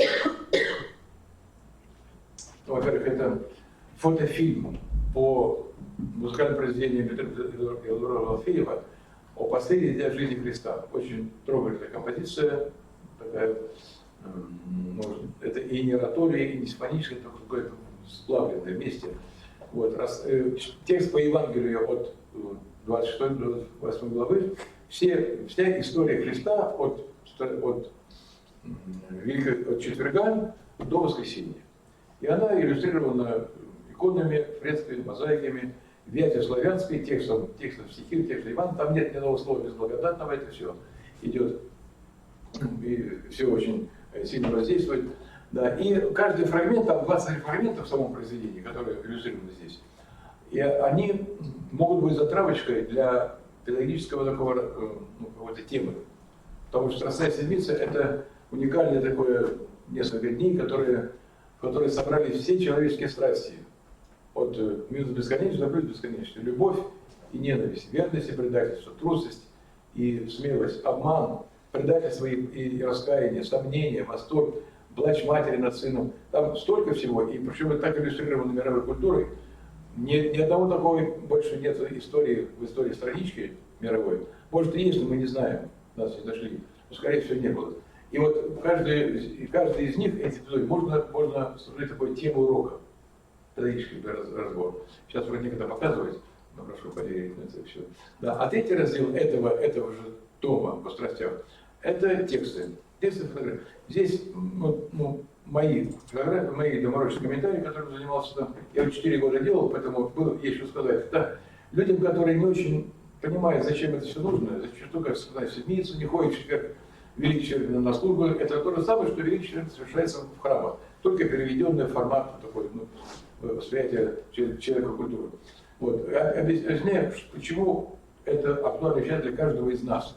Это не просто история, это совершается сейчас. Есть такое слово в славянском языке, вот мы когда через месяц с Машей будем Рождество Христово отмечать, есть такое слово «Днесь Христос рождается». Днесь, славянское слово. Он родился 2000 лет назад, 2020. Но для каждого нас он сейчас рождается. Это актуально сейчас. Это не объяснить словами простыми. Духовно сам человек, который переживает и живет Рождеством Христовым сегодня. То же самое здесь. Эти все события, которые описаны в Евангелии, для нас написаны. Для нас это ценно, это не история никакая. И вот попытка объяснить это здесь слова Евангелия, потом стихиры, славянского перевод стихиры и какие-то мои рассказы человека, который на уровне такой светской культуры, которая, это не богословие никакое. Для богословия есть отдельная папочка со святыми отцами на эту тему. Как они говорили, что это хрестоматия, которая, кто интересуется, может посмотреть. И затем фотобаза. Фотобаза тоже каждому из фрагментов 3 уровня. Телесные фотографии, от тех мест, о которых в этом фрагменте рассказывается. Душевные, живопись было немного. Там в основном это иконы фрески, мозаики и иконы, которые говорят здесь. Да, это вот 4 тома конструктора. Да, к нему текст еще, то есть брошюрка такая есть. Это, наверное, была брошюрка. Брошюрка, в которой изображены тоже такие, во-первых, методичка, которая, знаете, лучше здесь покажу на экране, которая, я там чуть сумбурно пытался объяснить, методичка, которая дает понять более грамотно, что это такое. И дальше идут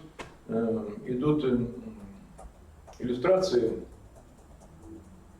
уроков, потому что аннотированные иллюстрации. Вот. Каждому уроку дается небольшой комментарий, такой эпиграф, и краткие такие образный ряд, что это. Потому что вот это вот, конечно, кот в мешке, непонятно, да и здесь тоже кот в мешке, непонятно. А здесь вот понятно, о чем примерно говорится в каждом уроке, в каждой беседе. Вот. Это, собственно, сам конструктор. У него есть приложение. Приложение — это не мои работы, просто почему родилось. Когда стал переводить вот эту коробку 180 гигабайт в цифру, тогда еще были в то время диски на 150, на 200 гигабайт, сейчас их нет. Сейчас только 500. Скоро их, наверное, не будет. Техника совершенствуется, растет. Вот. Но чтобы заполнить пустое место, если кому как давать людям пользоваться, чтобы не было пустым, я собрал все, что мне по пути до этого встречалось, и тоже собрал такое хрестоматия в помощь не только учителю ПК, а вообще такая культурологическая. Видео. Здесь, я говорю, здесь детских около 2000 фильмов, небольшой, 4 минуты, 20 минут есть, 14 минут на развитие воспитательные такие, на разные возрасты и дальше. Есть лекции, это же серьезный такой проект академический, когда была такая задумка сделать подборку лекций, снять видео, чтобы люди могли на флоте океанском обучаться, в тюрьме могли обучаться, на дальних каких-то точках. Сейчас элементарно взял и все. Вот. И тут такие с умным видом, в хорошем смысле, наши богословы. Но до Юстиниана это действительно, хотя при Вигилии была некоторая... Опять же, это сложно. Кто хочет, можно, пожалуйста, база есть. Вот. И так по учителям, по нашему академическому, здесь подложка есть. Дальше, разные, так, все ладно. Сдать презентации. Здесь это не мои работы, но кое-что было интересно. Например, вот эта папочка, семинаристы сделали диск по Евангелию полностью, значит, 30 бесед. Например, любую, вот, номер 6 открывает. Презентация сама. Я сейчас не знаю, какая тема, сейчас посмотрим. Очень красиво выполнено, даже, я думаю, не переборщили. Я тоже вначале, когда делал, так окружал красиво, что было все, потом это мешает, отвлекает. Они молодцы, конечно. Это идет искушение. Идет текст Евангелия, вот здесь 42 слайда, которые они решили сюда ввести. Очень хорошо оформлено. Мало этого. В каждой презентации есть дидактика, методические указания, объясняющие, что это такое, как это подать тем, кто не знает тематику. Еще страшно не знает, может учиться. Что это хорошо, что это плохо, какой-то разговорчик идет, об этом тоже какой-то. Стих Маяковского, ладно, это можно без этого. И видеосюжет на эту тему, так, здесь нет, здесь про искушение решили не делать, чтобы не оставался. Да. Это одна из таких презентаций. Например, есть Канада. Например, есть здесь такая презентация Библии. Высказывание великих ученых о Библии. Пушкин, понятно, Достоевский, понятно, Гоголь, оказывается, Белинский, оказывается, вот в этом показывали, да, вот эти сцены у нас висели в рекреации в школе. Да, понятно. Максим Горький непонятно, но, оказывается, он тоже очень любит относиться, пока не справился. Лев Толстой, пока не испортился, тоже, да. Дальше еще это понятно. Тютчев, Герцен, оказывается. Гоголь, да. Гёте, Мильтон, Жак Руссо, хотя тоже все, понятно, получается, кто из нас маргинал-то говорит, да это все отсталый, кто бабушка, кто отсталый. И здесь случай, когда академик Павлов во время революции, он был староста храма. Академик Павлов, мировое имя там было уже. И вот как идут революционные матросы по улице, а он закрывает храм, староста. Выходит и идет как бы навстречу, они закрутятся. Ну, вроде обижается, старика не будешь. Говорит, как это назвали, отсталый элемент, дедуля. Отсталый элемент, академик мирового значения. Так и здесь. Да. Вот такая она есть. Есть, ну, пути, ладно, это. Есть, называется вау. Вау, это что такое? Это чем можно видеть Бога? Да. Удивляюсь. Значит, книга Гиннесса, чем можно удивить людей? Толкать апельсин носом. Значит, ты можешь создать, прочить вагон. Удивить многие, там еще жить вот такие же удивительные вещи. Так можно удивить. Значит, съесть хот-дог 53 штуки. Значит, самолет можно съесть, усы не отрастить, косу отрастить, много чего можно удивить. Да. Ну, дальше так, ладно, поскочим. Какая польза, да? Удивляется ли Бог, глядя на все это? Да, он удивляется на то, что сколько времени люди выделяют на бесполезные вещи. А если вы на другое дело, у нас тоже есть своя книга успехов, это Библия.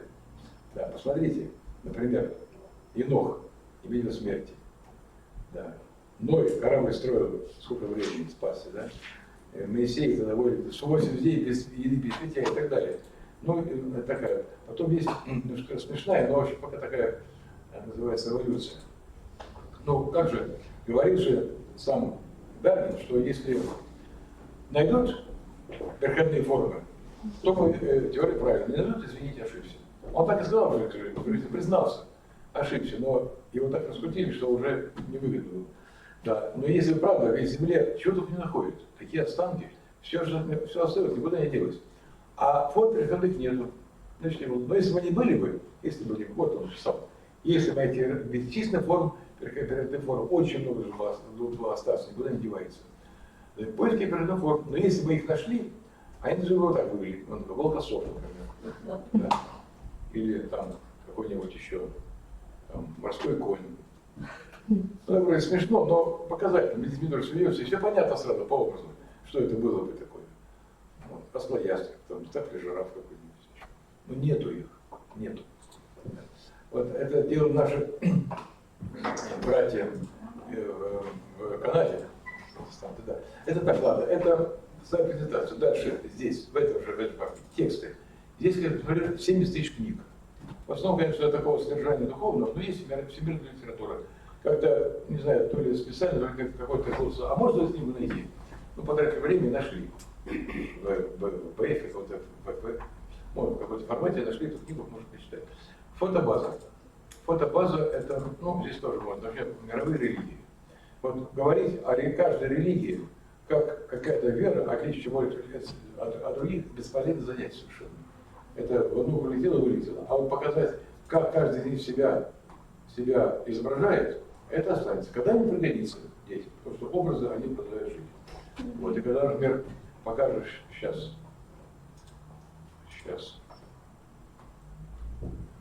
Говорят, сейчас знаете, какая-то модная идея, что Бог-то один, а вы что-то православные какие-то упертые. Давайте вместе молиться. Бог-то один, давайте вот чем мы собираемся на съезды, разные экуменические собрания. Ну, чего вы никак сами не объединитесь? Представляете, вот поставить вот его, например, и рядышком икону Божьей Матери. Сказать, давайте вместе молиться, это же одно и то же. Нормальный человек, извините, скажет. Бог-то один, но это точно не одно и то же. Это такая прививка, да, от тех фейков, которые нас хотят изменить наше сознание. Да. Ну и так, это все, это вот тоже государственный конструктор. Ну, не знаю, это время уже... Батюшка, а это вот как этим воспользоваться? Ну, смотрите, у меня вообще такая придумка, он не продается. 500 гигабайт достаточно сложно закачать в интернет. Я что придумал? Он распространяется по акции. Акция в чем заключается? Тот, кто хочет мне этот диск получить, дает мне 2 диска. Ну, приобретает 2 диска пустых, 500 гигабайтных. Дает их мне, я их переписываю, оба записываю. Один даю тому, кто мне дал 2, а второй тому, кто не может себе позволить даже не купить. Такие случаи были. У нас самая первая презентация, когда была на курсах, вот вы были на курсах, вот так и прямо ходили, да? Там, что говорят, советские люди живут, они очень, кстати, кому захочется, это очень интересное время. Бывает разовые, бывает можно получить. А сколько времени это займет у вас? Мы успеем сейчас записать? Нет, это записывать часов 16. Нет. Я к чему говорю? Я как раз одно. И вот подходит, да, рассказал, подходит, там с всей России приезжают люди, которые живут там с 8 утра до 11 вечера, у них насыщенные полностью там лекции, семинары, круглые столы общения, службы, спевки, ну, полностью никуда не, все погружается человек в эту, на 10 дней. Валерирует уже другой совершенно. Да, и вот я рассказал, что есть такая, подходит эта женщина, а тогда диски стоили по 1000. У меня было как бы 2 запасных. Он говорит, мне некогда покупать диски, я могу оплатить. Ну какая разница? Я все равно записан, ну давайте. А я ей даю 1 диск, подходит тут же, через 3 секунды девушка молодая говорит, нет, меня поставили в большую воскресную школу, мне очень нужно, у меня нет денег. Я говорю, вот, пожалуйста, вот вам диск, вот ваша благодетельность. Скажите спасибо. Потом где-то прошла информация про то, что ну, вот, есть такая работа, мультивин-конструктор, где-то напечатали, вот, пишет, письмо пришло по электронке из, как нашли почту, из Якутии. Какое-то село строится храм, вот нас община, мы хотим детей вот, образовывать. Я объясняю, как это делается, вот с вас 2 диска, они говорят, знаете, мы даже 1 не можем купить, потому что знаем цену, у нас другая ситуация. Ну, понятно. Появляется через неделю девушка Катя из Цюриха, Швейцария. Там другие возможности, конечно. Я тоже где-то прослышала, вышла на связь, мы встретились в машине там в Москве. Вот. Она, конечно, она покупает, естественно, оплачивает 2 диска. Второй я отправляю в Якутию и говорю, вот ваш диск платила такая девушка Катя, вот ее адрес, вот ее телефон, ну, телефон дорого в Швейцарии, вот адрес, напишите, хоть спасибо скажите. Через полгода Катя опять, в Москву приезжает, ну, как-то перезвонились, нас дочка стала дружить почему-то моей. И говорю, ну как, был сын? Нет, говорит, никто ничего. Нет. Ну, это же наш интеллект, это же другой вопрос. И получается, что действительно не все, а сейчас нас стоит где-то 3,5-3, ну, не все могут такие деньги. Кто может, тот может. Некоторые там на 3 диска оплачивают. Вот я говорю, ну, какие-то епархии есть молодые, ну, открывающиеся, семинаристам раздавал, как на каких-то курсах. То есть руками людей, которые могут поучаствовать в этом проекте, получается такая, ну, хотя бы 1,5 диска. Если совсем никак, ну тогда просто диск купить надо, потому что он на бумажке запишется. Могу вас утешить, вот, то есть я уеду сегодня, этот диск есть, батюшка, у кого он есть? Я вчера. Для Ухты. Ну вот, вам тут ближе, чем ехать в Сергей Посад. Можете диск как-то по командировочке передать, там перепишет батюшка и вам даст. Понятно, что не всем все нужно. Кому-то не нужен там, ну, эти вот какие-то тексты особые, кому-то не нужны уроки с учителями, кому-то конкретно, а может кому-то нужен просто диск, где небольшой фрагмент, там 8 гигабайт, все заметили, 7 даже, где конкретно учебник Ураева и Костюкович. Пожалуйста, но база данных пусть будет в библиотеке. Кто хочет лично для себя приобрести, ну вот я говорю, объяснить, я могу дать телефон, можете взять. Ну, по-моему, это не рентабельно для вас будет. Не так много денег, чтобы этим так вот. Один есть, и можете пользоваться. Если будут какие-то вопросы по диску конкретно, телефончик матушки Тамары возьмете, я готов ответить на любой вопрос. Я знаю наизусть, что там и как. Там очень важно, если будете пользоваться, ну давайте всем покажем сейчас. Такая есть особенность.